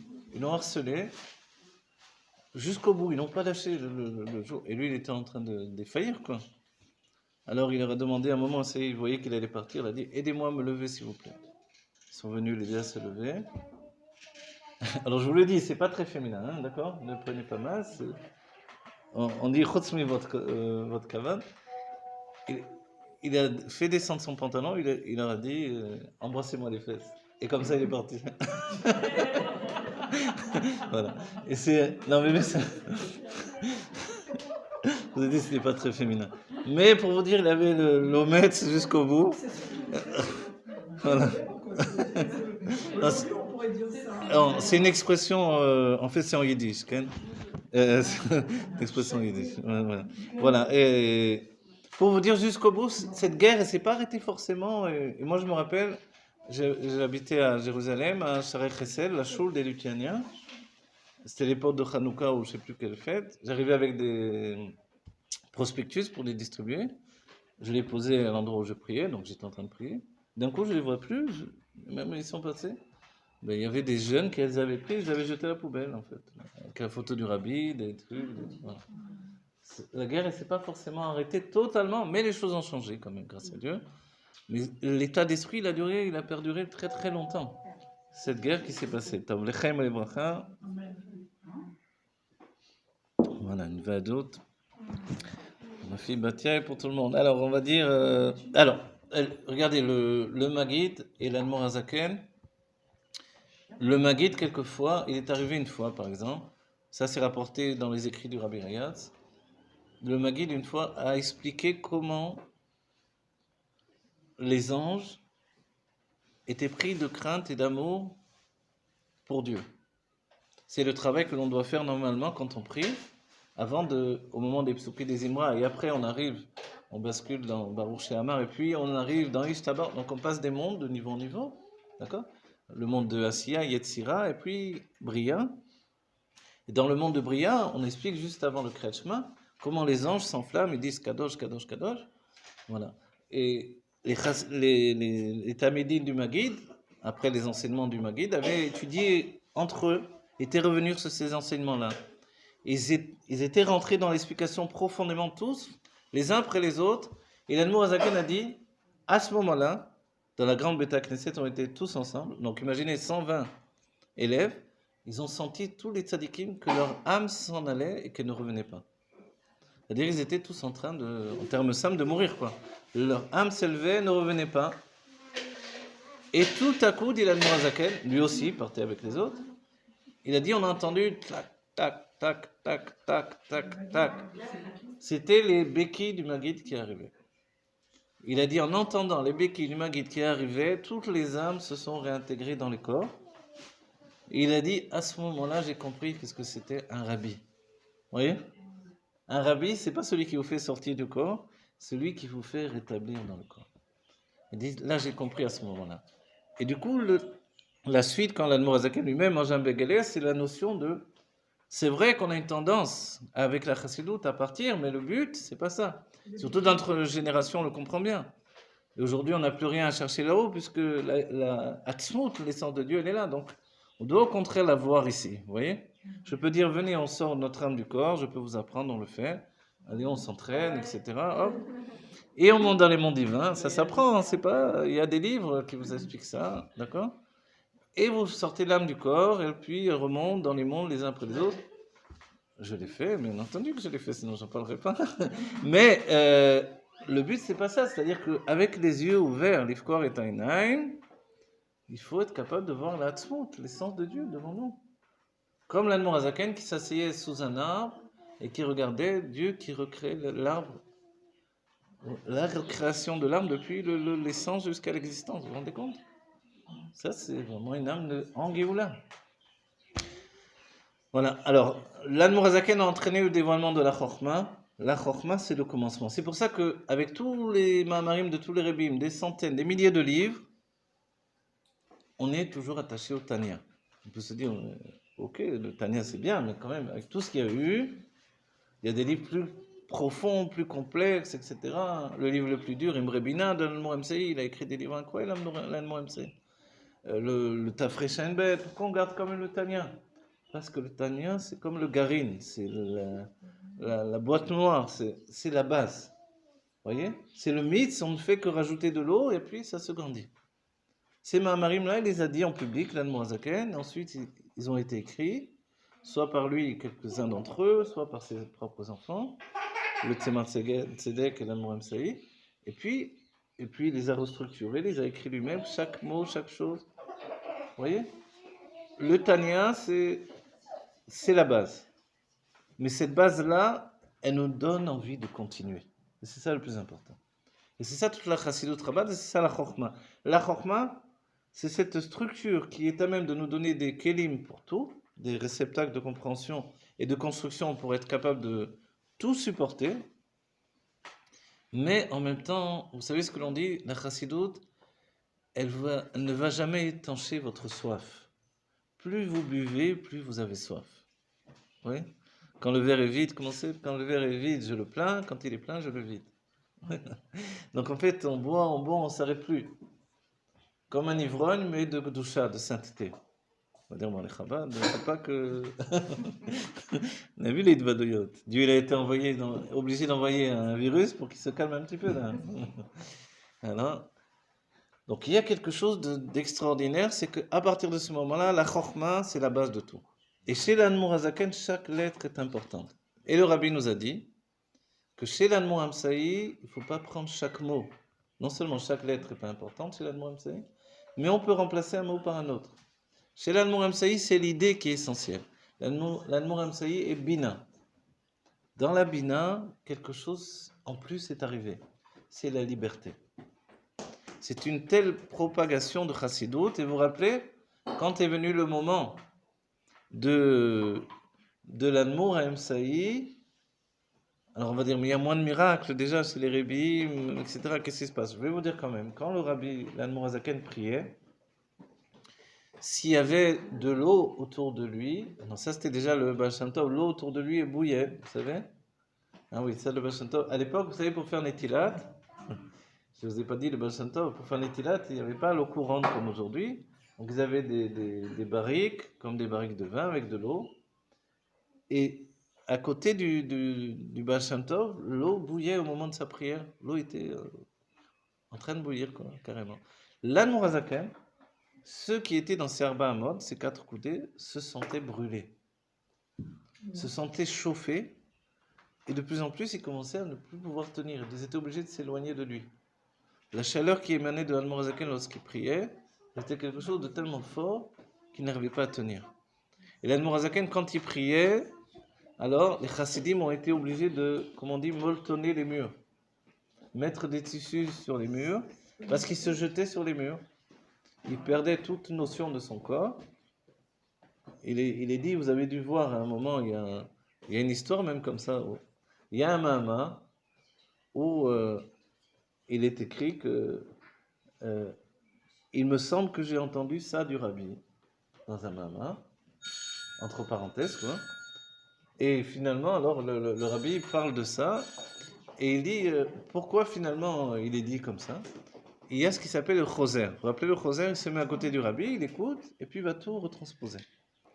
Or, l'Admor Hazaken, en plein Mahamar, il était pris tout à coup de roi à Kodesh, et se jetait par terre, il se roulait par terre. Maintenant, le Choser qui doit revenir sur chaque parole, qu'est-ce qu'il faisait? Il se jetait par terre avec lui pour écouter. Et après, donc c'est pour ça qu'il a écrit, il me semble que j'ai entendu ça du Rabbi. Parce qu'en roulant comme ça, je suis pas sûr à 100% que j'ai entendu exactement la chose. Il était en transe. Il était en transe, exactement. Et l'Admor Hazaken, sa vie, c'était une comédie musicale. Il ne parlait pas. Il ne faisait que chanter. Vous savez? Chanter tout le temps. Ouais, c'est incroyable. Hein? Bonjour, comment vas-tu et toi? Non, pas genre comme ça, mais des nigunim de Torah, tout le temps, il parlait comme ça. Vous voyez? Sans arrêt, il parlait en chantant. Il était pris. Un don qu'il va transmettre à son fils, puisque l'Admor Amsaï va faire des nigunim, et puis il va avoir une chorale aussi. L'Admor Hazaken avait le roi Kodesh tout le temps. Il ne pouvait rien faire. On a dit, son père ne pouvait pas supporter qu'il se lève devant lui, parce qu'il était son père. Donc son père a fini, il est parti, il s'est isolé les derniers jours de sa vie, enfin les dernières années, parce qu'il ne voulait pas que son fils lui donne du kavod. Il avait trop de conscience de la grandeur de son fils pour qu'il lui accorde du kavod à lui. Et lui, c'était un tzaddik aussi. l'Admorazaken, il avait du roi Kodesh tout le temps, tout le temps, tout le temps. L'Admor Amsaï, il avait demandé à Dieu quelque chose d'autre, c'est que il avait du roi Kodesh quand il le voulait. Vous voyez? Il y a un plus, c'est ça qui est merveilleux. C'est-à-dire que quand il le voulait, il avait du roi Kodesh. Donc il devait le provoquer. Et pour le provoquer, il avait organisé, il mettait sa tête à la fenêtre, et en dessous de la fenêtre, donc c'était un bâtiment élevé, en dessous de la fenêtre, il y avait un orchestre. Il mettait juste la tête à la fenêtre, et l'orchestre commençait à jouer. Les chassidim jouaient.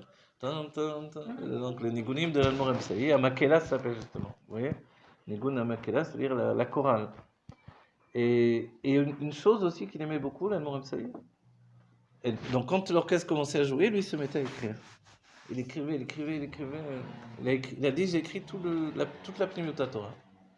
Et une chose qu'il aimait aussi beaucoup, c'était les cabrioles sur les chevaux, comme les Cosaques. Et du coup, les chassidim, pour faire plaisir au rabbi, s'étaient mis aussi à prendre les cabrioles des Cosaques sur les chevaux.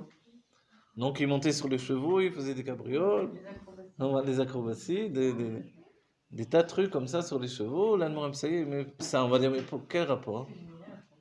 Parce que justement, le sous, ça représente toute cette quarsos, c'est la force des mots qui peuvent nous mener à des endroits où on ne peut pas atteindre. Et je vous cite un enseignement.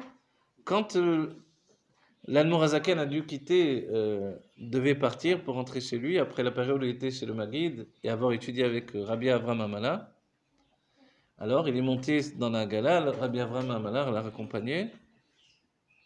Il a dit au cocher, il a dit, cocher, fouette tes chevaux jusqu'à ce qu'ils oublient qu'ils sont des chevaux. Il y a une autre version qui dit, cocher, fouette tes chevaux jusqu'à ce qu'ils sachent, ça veut dire comme ça, qu'ils sont des chevaux. Et du coup, l'Admorazaken a dit, mais je ne connais pas cet enseignement. Il est redescendu, il est resté encore quelques mois pour écouter l'enseignement.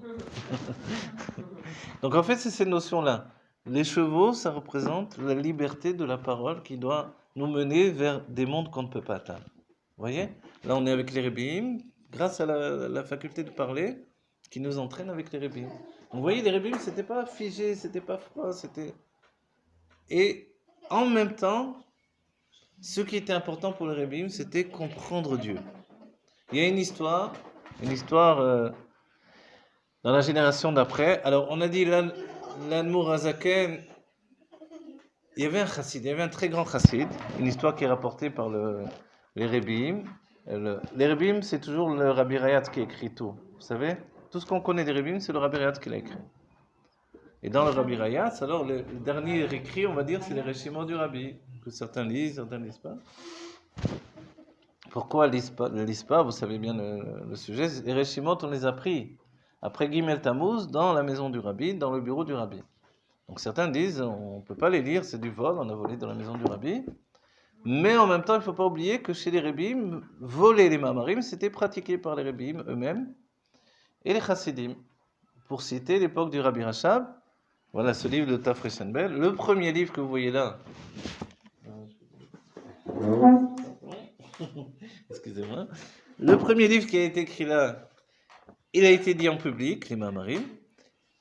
Le second livre et le troisième, alors le second livre, une partie, oui, mais déjà la moitié du second, une grosse partie, et le troisième, le Rabbi Rachab écrivait pour lui, il ne disait plus les Mamarim en public. Et on dit pourquoi, il ne disait plus. Alors on a sauté une génération. Alors je mets un peu 3 points de suspension, je vais revenir en arrière, parce que sinon, après je vous dirai. D'accord, rappelez-moi au cas où j'oublie. Il faut surveiller le temps aussi. Alors, le Tzemar Tzedek, vous vous rappelez quelque chose d'essentiel chez les Rébim. Les Rébim viennent entraîner la Géoula. Pour entraîner la Géoula, il faut une structure de 3, comme Chokhmah, Bina, Vedat. Donc il faut 3 Rébim. Le premier des Rébim, c'est l'Admor Azaken. D'accord? Comme on a le Baal Shem Tov, le Maguid, l'Admor Azaken, on a à nouveau l'Admor Azaken, l'Admor Amsaï, et puis le Tzemar Tzedek. Le Tzemar Tzedek, lui, le troisième rabbi de Chabad. J'ai plus de pièces, je crois. Oui. J'en ai plus de pièces. Croissant. Ah, un croissant. Voilà. Merci, on dit. Voilà. L'anmo, voilà. N'oubliez pas l'anmo Azaken, Chokma, l'anmo Amsaï Bina et le Dat, le Tzemar Tzedek. Il y avait un très grand chassid qui disait que quand il se rapprochait d'Admor Azaken, il se sentait brûlé. Donc c'était déjà un chassid qui avait aussi une conscience. Il disait avec l'Admor Azaken, quand j'étais enfermé avec lui, je ne pouvais pas tenir. Son âme était tellement immense que je ne tenais pas à l'intérieur avec lui. L'Admor Amsaï, lui, savait plus ou moins contrôler. À l'intérieur, je pouvais tenir. Non, je ne pouvais pas tenir, mais à l'extérieur, je pouvais me tenir proche de lui. On a dit le Tzemar Tzedek. Le Tzemar Tzedek, il a dit à l'intérieur et à l'extérieur, je ne pouvais pas me rapprocher de lui. Donc en fait, ça c'est important, ce que je vous dis là, pour vous dire que ça c'est pas à l'idée que les choses sont devenues plus petites, les choses ont grandi. Les choses ont grandi, le dévoilement n'a pas arrêté de grandir. C'est-à-dire que notre rabbi d'aujourd'hui, c'est le plus grand de tous les rabbis, parce que finalement les choses ont grandi de manière démesurée. Comme on dit, Ben Aror, sans aucune commune mesure, si ce n'est qu'il y a un lien établi entre les sphirotes de tous les Rébim. Mais par les Rébim, on construit vraiment le monde de Hatzilut dans notre réalité. Et c'est le plus important. Donc le Tzemar Tzedek, il devait être le Mashiach. Il s'appelait Menachem Mendel. Il s'est marié avec une femme qui s'appelait Chaya Mushka. Ça vous rappelle quelqu'un, évidemment. Et le nom de Tzemar Tzedek, on va dire, c'est quoi ce nom de Tzemar Tzedek? Il s'appelle Menachem Mendel. Pourquoi on l'appelle Tzemar Tzedek? Parce qu'il a écrit un livre qui s'appelle le Tzemar Tzedek, c'est le nom de son livre, comme le Or HaChaim HaKadosh, c'est le nom de son livre, oui. Qu'est-ce qu'il avait de particulier? C'était le Da'at. Le Da'at, lui aussi, il a été emprisonné. Il a été emprisonné et en une seule journée, il a été accusé 20 fois. 20 fois, il a été accusé à mort. 20 fois, il a enlevé la peine de mort sur lui-même, en se défendant en public devant le tribunal des non-juifs. Et quand on lui a dit comment tu as pu te tirer de là, il a dit ce sont les Teilim que ma femme ou ma mère, je crois, je sais plus si c'est sa femme ou sa mère ou les deux, ont dit qui m'ont permis de sortir de là. Alors que on raconte que on avait dit à sa mère finalement qu'elle elle faisait quelques erreurs. Non, c'était pas sa mère. Alors je dis des bêtises, c'est sa femme peut-être, sûrement. Parce que vous vous rappelez qui était sa mère? C'était la rabbinite Dvorah Léa, qui était la fille la fille de l'Admor Azaken, qui a donné sa vie quand elle a vu qu'il y avait un kitroug, une accusation sur l'Admor Azaken. C'est-à-dire, même après Yotet Kislev, où l'Admor Azaken a pu diffuser la Chassidoute, il a tellement tout donné que l'accusation était trop grande. Et les forces du mal se sont plaintes à Dieu que le système était totalement désorganisé. Que c'était plus maintenant donnant entre le bien et le mal, et que dans ce cas-là, il fallait que celui qui diffuse autant de Torah ait une âme en dehors du temps, en dehors de l'obscurité du monde. Et je vous dis, pour bien comprendre l'Admor Azaken, je vais vous donner un enseignement. Étaient venus 3 érudits du monde lituanien pour mettre à l'épreuve l'Admor Azaken. Ils sont venus en lui posant des questions. Alors, ils avaient des grandes questions de Torah, très compliquées, ok. Le premier commence, l'Admor Azaken dit oui, je t'en prie, écoute. Alors il dit sa question, donc il fait tout un exposé savant dans la Gemara, etc. L'Admor Azaken dit d'accord, j'ai entendu. Il dit à toi maintenant, c'est quoi ta question? Alors ils ont commencé à s'énerver, il dit quoi, tu vas nous répondre tous les 3 l'un après l'autre? Pose ta question. Il leur a donné chacun l'un après l'autre de dire leur question. Quand il est arrivé au 3e, les autres se disaient déjà, il nous fait marcher, il n'est pas capable de nous répondre. L'Admor Azaken n'a pas répondu, il a commencé à chanter un nigun, une mélodie. Et dans la mélodie, ils ont eu tous les 3 leur réponse. Et l'Admor Azaken, de sa manière, le Magui l'envoyait chez les Lituaniens, chez les opposants à la Chassidoute. Il arrivait, il y a des histoires, c'est écrit par le Rabbi Rayat, il arrivait en pleine nuit, sous la neige, il arrivait, il se mettait dans une choule où il y avait des érudits en train d'étudier, et puis il allait à côté du feu, et puis ils étaient en train d'étudier avec donc le Rosh Yeshiva, et tout à coup une question dans la Gemara très ardue, pas moyen de trouver la réponse, tout le monde cherche, pas moyen de trouver la réponse. Alors comme chez les Lituaniens justement, le fait d'avoir une kushia, ça grandit la valeur, que j'ai connu des Lituaniens, c'est la structure, la recherche. Plus vous avez de difficultés, plus... ouais. Je connaissais, quand j'étudiais avec les kabbalistes, il y avait un Lituanien qui était venu, et lui, il disait, bon, toute sa recherche, c'était qu'est-ce qu'on comprend pas, qu'est-ce qu'on comprend pas. Un jour, je lui ai dit, mais essaye de voir ce que tu comprends déjà, non? Pourquoi tu... Mais non, tu comprends pas, c'est que ce que tu comprends pas, c'est ça qui est important. Ok. Bon. L'Admorazaken, c'est le contraire, justement. Alors, comme ils ne trouvaient pas, ils ont vu ce jeune homme. Donc, à cette époque-là, il avait 22-23 ans. Ils sont partis le voir. Peut-être tu as entendu une réponse sur cette question-là. Il a dit, d'accord, je vais vous dire. L'Admorazaken parlait, il n'y avait plus de questions. Ça, c'est la force d'Admorazaken. Comme c'était une Neshama Khadasha, une âme nouvelle, chez lui, la question n'existait pas. Donc, il expliquait la chose et tout à coup, il voyait qu'il n'y avait aucune question. Il n'y avait jamais eu de question, en fait. C'est simplement que comme ils ne connaissaient pas tout l'ensemble de la structure de tout ça, qu'ils en étaient arrivés à formuler une question. Donc en fait, ça les avait bouleversés. Et si bien que l'une des fois où l'Admorazaken était parti comme ça, ils lui ont demandé d'enseigner, il a commencé à parler, il était reparti avec 22 000 élèves. C'était pas une petite... Et c'est bien qu'ils avaient peur, les Lituaniens commençaient à avoir très peur d'Admorazaken. Il est arrivé incognito. Pour le kavod, des fois, on les faisait parler, on ne savait pas, il n'y avait pas à l'époque des photos. Alors, on le faisait parler, ils commençaient à parler, ils étaient tellement bouleversés de sa connaissance. Encore, ils ne parlaient pas de Chassidut, ils parlaient que de Niglé. Ils n'avaient jamais vu ça. Il y a quelqu'un qui parlait, où il n'y avait plus aucune difficulté, la Torah était limpide. C'est-à-dire, toute la Gemara, elle était ouverte comme ça, comme un... Alors, ils étaient comme des fous. Des milliers d'élèves partaient avec lui. Et comme ça, il a grandi les Talmidim du Maguid en apportant lui des élèves comme ça. Si bien qu'après, ils ont voulu à tout prix se débarrasser de lui à l'époque de Yutet Kesef, vous voyez. Comprenez un peu mieux pourquoi c'était si... Donc cet homme-là qui apporte un bouleversement, le bouleversement, il est que là, c'est l'obscurité du monde qui entraîne en fait la question, la kripa, le fait de ne pas comprendre. Mais quand on est dans la Kedusha, d'un niveau... Il y a un passage qui dit il n'y a pas d'oubli devant le trône de gloire de Dieu. Celui qui oublie, c'est parce qu'il est un peu éloigné de Dieu. Oui. Mais plus on est proche, et plus jamais on oublie. Comme le rabbi, évidemment, quelqu'un a vu le rabbi quand il était enfant, il arrive adulte chez le rabbi, il a déjà 40 ans, et le rabbi lui dit, alors comment tu vas? Il y a une histoire où le rabbi était parti voir des orphelins pendant la guerre à Paris. À côté de Paris, il était parti voir un orphelinat où il y avait des enfants juifs. Il leur apportait, il venait d'ailleurs toutes les semaines, il leur apportait des baguettes, des boîtes de sardines, des boîtes de thon, ce qu'ils trouvaient pendant la guerre. Hein, voilà. Et il leur donnait. Et ceux qui étaient trop en mauvais état, il leur donnait même à manger dans la bouche comme ça.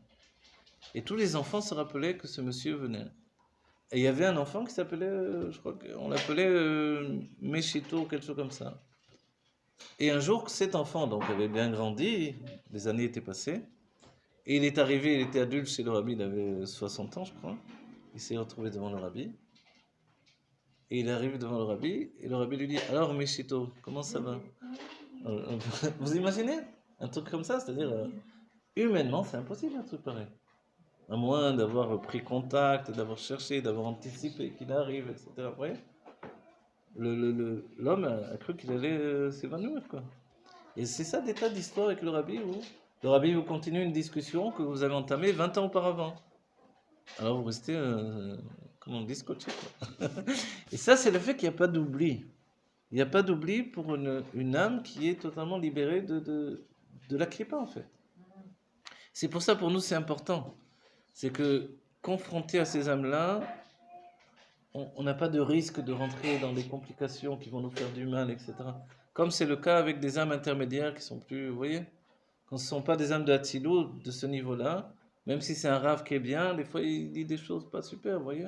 On a des cas dans notre époque, des rabbanim, tout à coup ils disent non, ne portez pas le masque, il y a des gens qui sont tombés malades. On dit, alors mince, qu'est-ce qu'il a dit? Il n'est pas responsable, etc. Le rabbi a dit, il n'y aura pas de mort à la guerre du Golfe, ne vous inquiétez pas, il n'y a pas eu de mort. Par Justin qui a eu une crise cardiaque, il n'y a pas eu de mort. Et pourtant, c'est une grande responsabilité. Mais on voit la différence, c'est-à-dire que... Voilà. Le Rissoul, Il y a des rabbiniques qui disent qu'il faut et d'autres qui disent, voilà, c'est exactement. Il faut pas mettre le masque, il est Ah ouais, il faut... faire le rissoul. Ah, il a dit qu'il faut faire. Oh là là. Bon, moi, pour l'instant, je vous dis franchement, attendons de voir. Voilà.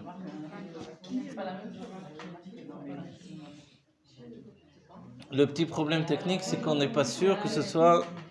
Le petit problème technique, c'est qu'on n'est pas sûr que ça soit un vrai rissoul, comment on dit en français déjà, un vrai vaccin, et que effectivement, on nous a annoncé des séquelles qui pouvaient sortir de ça. Il y en a certains qui ont dit que ça peut entraîner même quelque chose de grave dans l'ADN. Je ne sais pas. Ouais, j'y connais rien, moi, franchement. C'est pour ça, compte tenu que j'y connais rien, je ne sais pas. Voilà. Alors, pour l'instant, il faut pas se précipiter à le faire, à mon avis. Attendons de voir. Voilà. Quand on parle du rissoul, pas du tout. Ce sont des professeurs qui parlent. Tous les professeurs, ils encouragent à vous vacciner. Non. Il y a aussi des professeurs qui disent ça.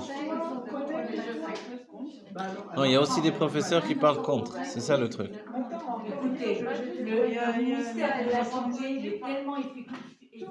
Au moins, on n'est pas resté. Voilà. Si on me demande, je vous dis, attendez un peu avant de faire le vaccin. Attendez que les choses s'éclaircissent, qu'on soit sûr, d'accord? Je dis pas que c'est totalement bidon. Je dis pas que c'est totalement, j'en sais rien. C'est ça le problème. C'est qu'on ne sait plus. Un jour c'est bien, le lendemain on dit des bêtises, donc voilà. Donc il vaut mieux attendre un petit peu, de voir que les choses se décantent et de. Ouais. Galisraël à 4 heures, ils ont interviewé un scientifique israélien, ils l'ont appelé Ravalon. Et ben, la seule chose qu'il est venu dire, il a dit: je demande à toutes les communautés orthodoxes de ne pas faire le vaccin. Voilà, effectivement. Oui. Donc effectivement, il y a des scientifiques qui s'opposent pour, des scientifiques contre. Voilà. Alors voilà, une autre chose. Alors voilà, pour continuer les sphirotes, parce que sinon peut-être on n'aura pas le temps. Donc on a dit Chorma Bina Da'at, après Chesed Gvura Tiferet, on ne compte pas chez les Rébim. Vous savez pourquoi on ne compte pas chez les Rébim Chesed Gvura Tiferet?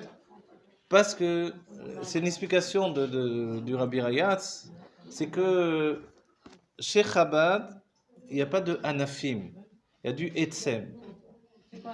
Anafim, ce sont des branches. Chesed Gvura Tiferet, ce sont les branches du corps. Vous voyez? Tandis que donc les sentiments, on saute les sentiments appartiennent à la Chassidut des sentiments, qui est la Chassidut de Pologne, et les Rébim reprennent en fait à partir de Netzar, Od, Yesod.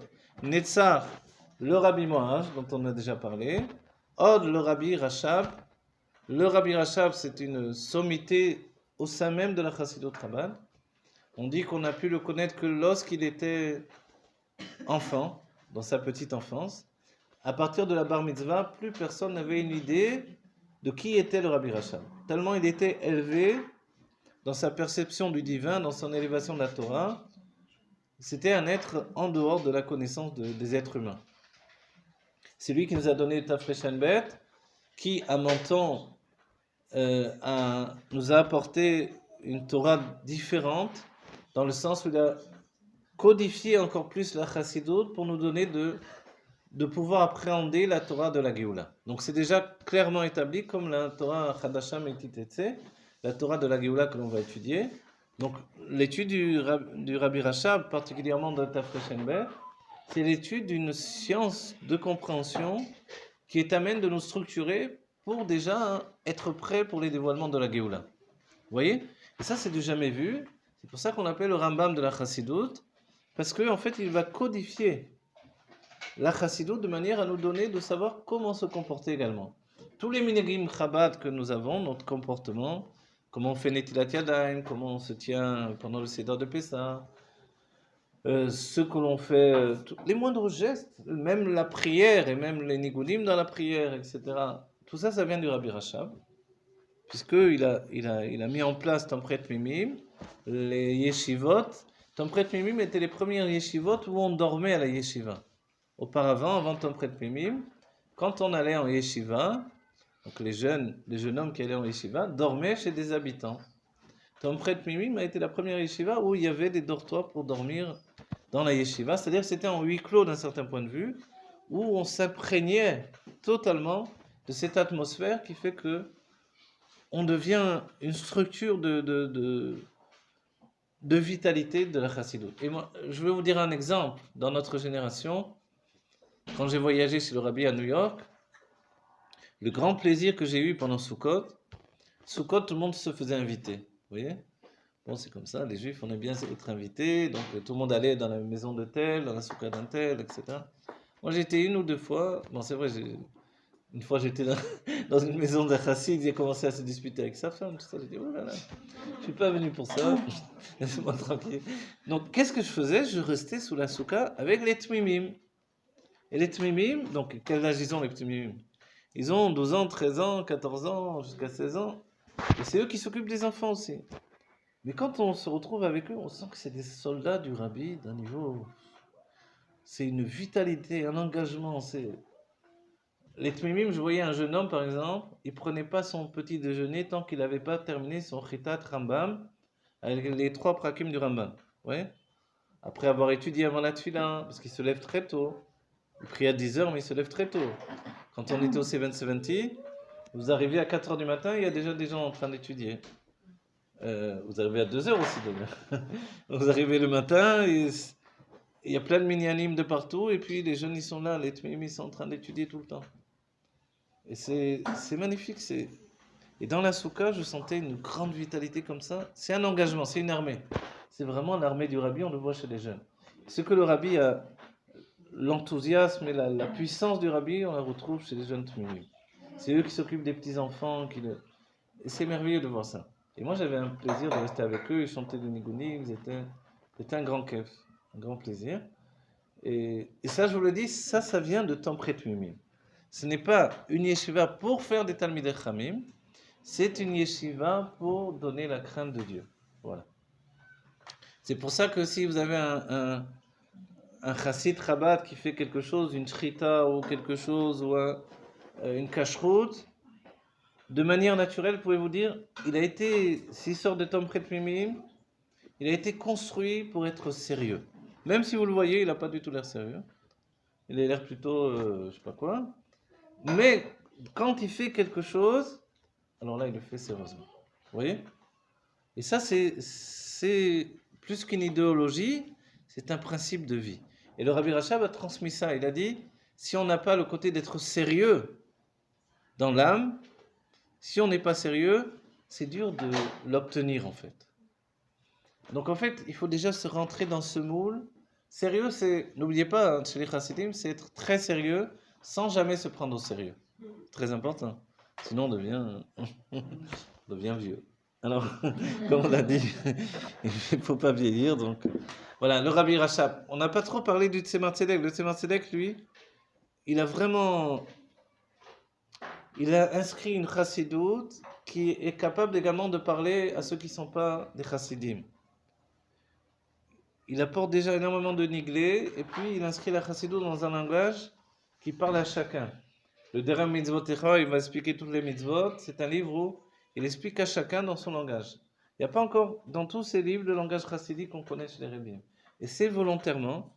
Et lui, il a la notion du date. Le date, c'est vraiment à la fois la justesse de l'Admor Hazaken et puis la faculté d'expliquer les choses longuement, comme chez l'Admor Hamsaï.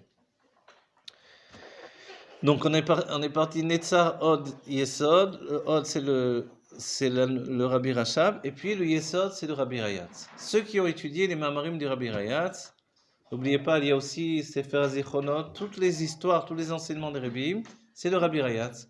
Le Rabbi Rayatz, c'est un sens inné de la beauté. Quand il était enfant, il voulait à tout prix apprendre l'orthographe et la grammaire. On va dire, bon, quel est le problème? Pourquoi on n'a pas enseigné l'orthographe? En ivrit, oui, je parle. Pourquoi on n'a pas enseigné l'orthographe et la grammaire tout de suite? Son père lui disait, ne t'inquiète pas, tu vas apprendre, et quand tu seras grand, tu seras un grand écrivain. Et effectivement, d'entre tous les Rebbeim, le Rabbi Rayatz est un grand écrivain, et l'Admor Hamsaï aussi, le Rabbi Rayatz en particulier, et c'est lui qui a tout écrit, c'est-à-dire il a écrit aussi des histoires. Toutes les histoires de Chabad, c'est lui qui les a écrites. Et Sefer HaZichronot, il retrace tout le cheminement, depuis le père de l'Admorazaken jusqu'à donc la venue de la Chassidut depuis l'Espagne, depuis le Portugal et dans le monde ashkénaze. Voilà. Ça s'appelle Sefer HaZichronot et en français, les souvenirs du rabbi, du Lubavitcher Rebbe. Les souvenirs du rabbi de Lubavitch, en fait. Voilà. Même en français, à l'époque, je ne sais pas si aujourd'hui il est encore avec Lubavitcher Rebbe, mais c'était écrit comme ça. Et ça, je conseille à chacun de le lire. On ne peut pas avoir une vraie idée de toute la structure de la Chassidut si on n'étudie pas ce livre d'histoire. Sefer HaZichronot. Voilà. En hébreu, il est en 2 parties. En français, ils l'ont très bien traduit. Des fois, un petit peu de truc. Hein. Et en français, oui. En français, moi, j'aime pas trop étudier les histoires en hébreu. Bon, à part des histoires qu'on a besoin, ou évidemment les Agadot, etc. Mais si déjà des histoires, il faut que ça aille vite, quoi. Vous voyez? Dans la Chassidut, les Rebbeim ont dit on étudie des histoires quand on est fatigué. On n'a plus de force pour étudier. Je dis franchement, normalement on doit étudier tout le temps dans la Torah. Donc quand j'étudie des histoires, quand j'ai le temps, là, si je dois étudier tout le temps la Torah. Alors quand j'ai plus les forces d'étudier, j'étudie des histoires. Oui. Et les mathématiques, les sciences, etc., aux toilettes. Voilà. Le doctorat aux toilettes. C'est pour ça que le rabbi, même à la Sorbonne, il n'avait pas d'autre livre que la Gemara. Il étudiait la Gemara, et il a quand même passé ses 3 doctorats, je crois. D'après le Rameloul, il a eu 3 doctorats. D'autres, d'après lui, ils ont extrapolé, ils ont dit 7, mais le rabbi a eu 3. Normalement 3. Voilà. Un en ingénierie, je ne sais pas si ça dit comme ça, navale, et voilà, nautique ou navale, et en mathématiques et en philosophie également, si j'ai bien compris. Non, en psychologie, pardon. En psychologie. Ouais.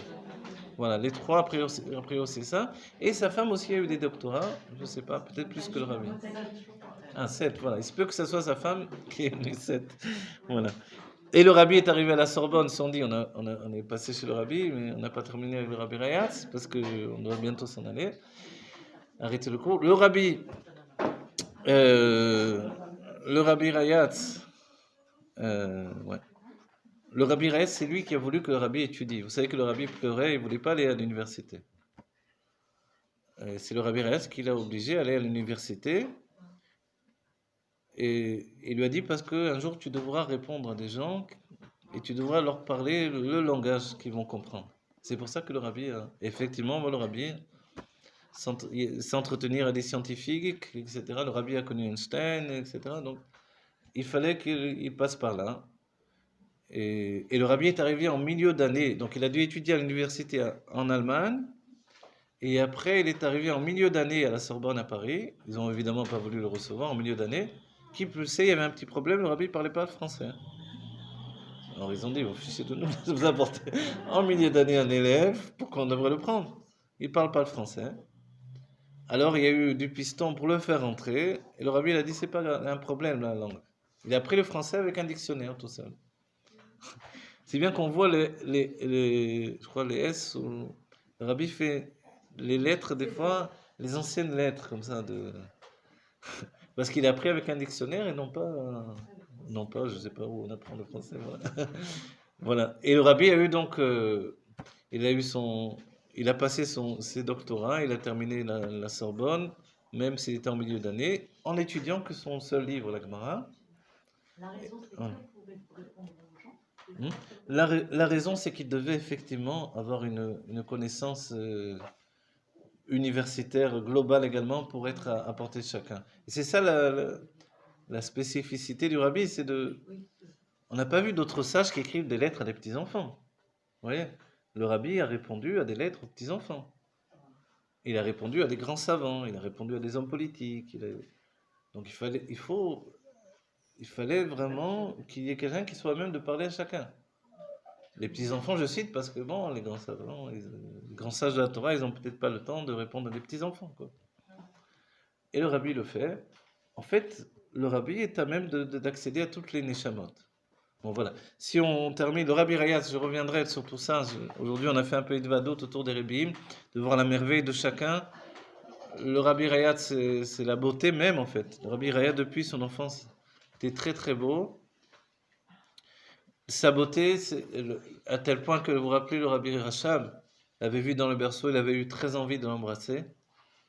Et comme c'était un tzaddik qui contrôlait totalement ses sentiments, il a dit, alors il lui a donné un baiser chassidique, il lui a écrit un mama, il lui a donné quand il a eu l'âge de 13 ans. Bon, je crois que je dois terminer mon cours. L'Echaim Olivracha, le Rabbi Melech HaMashiach. Pourquoi les Melech HaMashiach? Parce que la Chassidut, à partir de 3 constructions, c'est d'apporter la Geoula Mitzvah Shlema. C'est la Malchut, oui, pardon, je ne l'ai pas dit, le Rabbi c'est la Malchut. La Malchut, elle reçoit de tout et elle apporte les changements qui doivent entraîner la Geoula Mitzvah Shlema Terefim Mamash. Voilà, et tous, on se retrouve dans la Geoula avec le Rabbi Melech HaMashiach Terefim Mamash.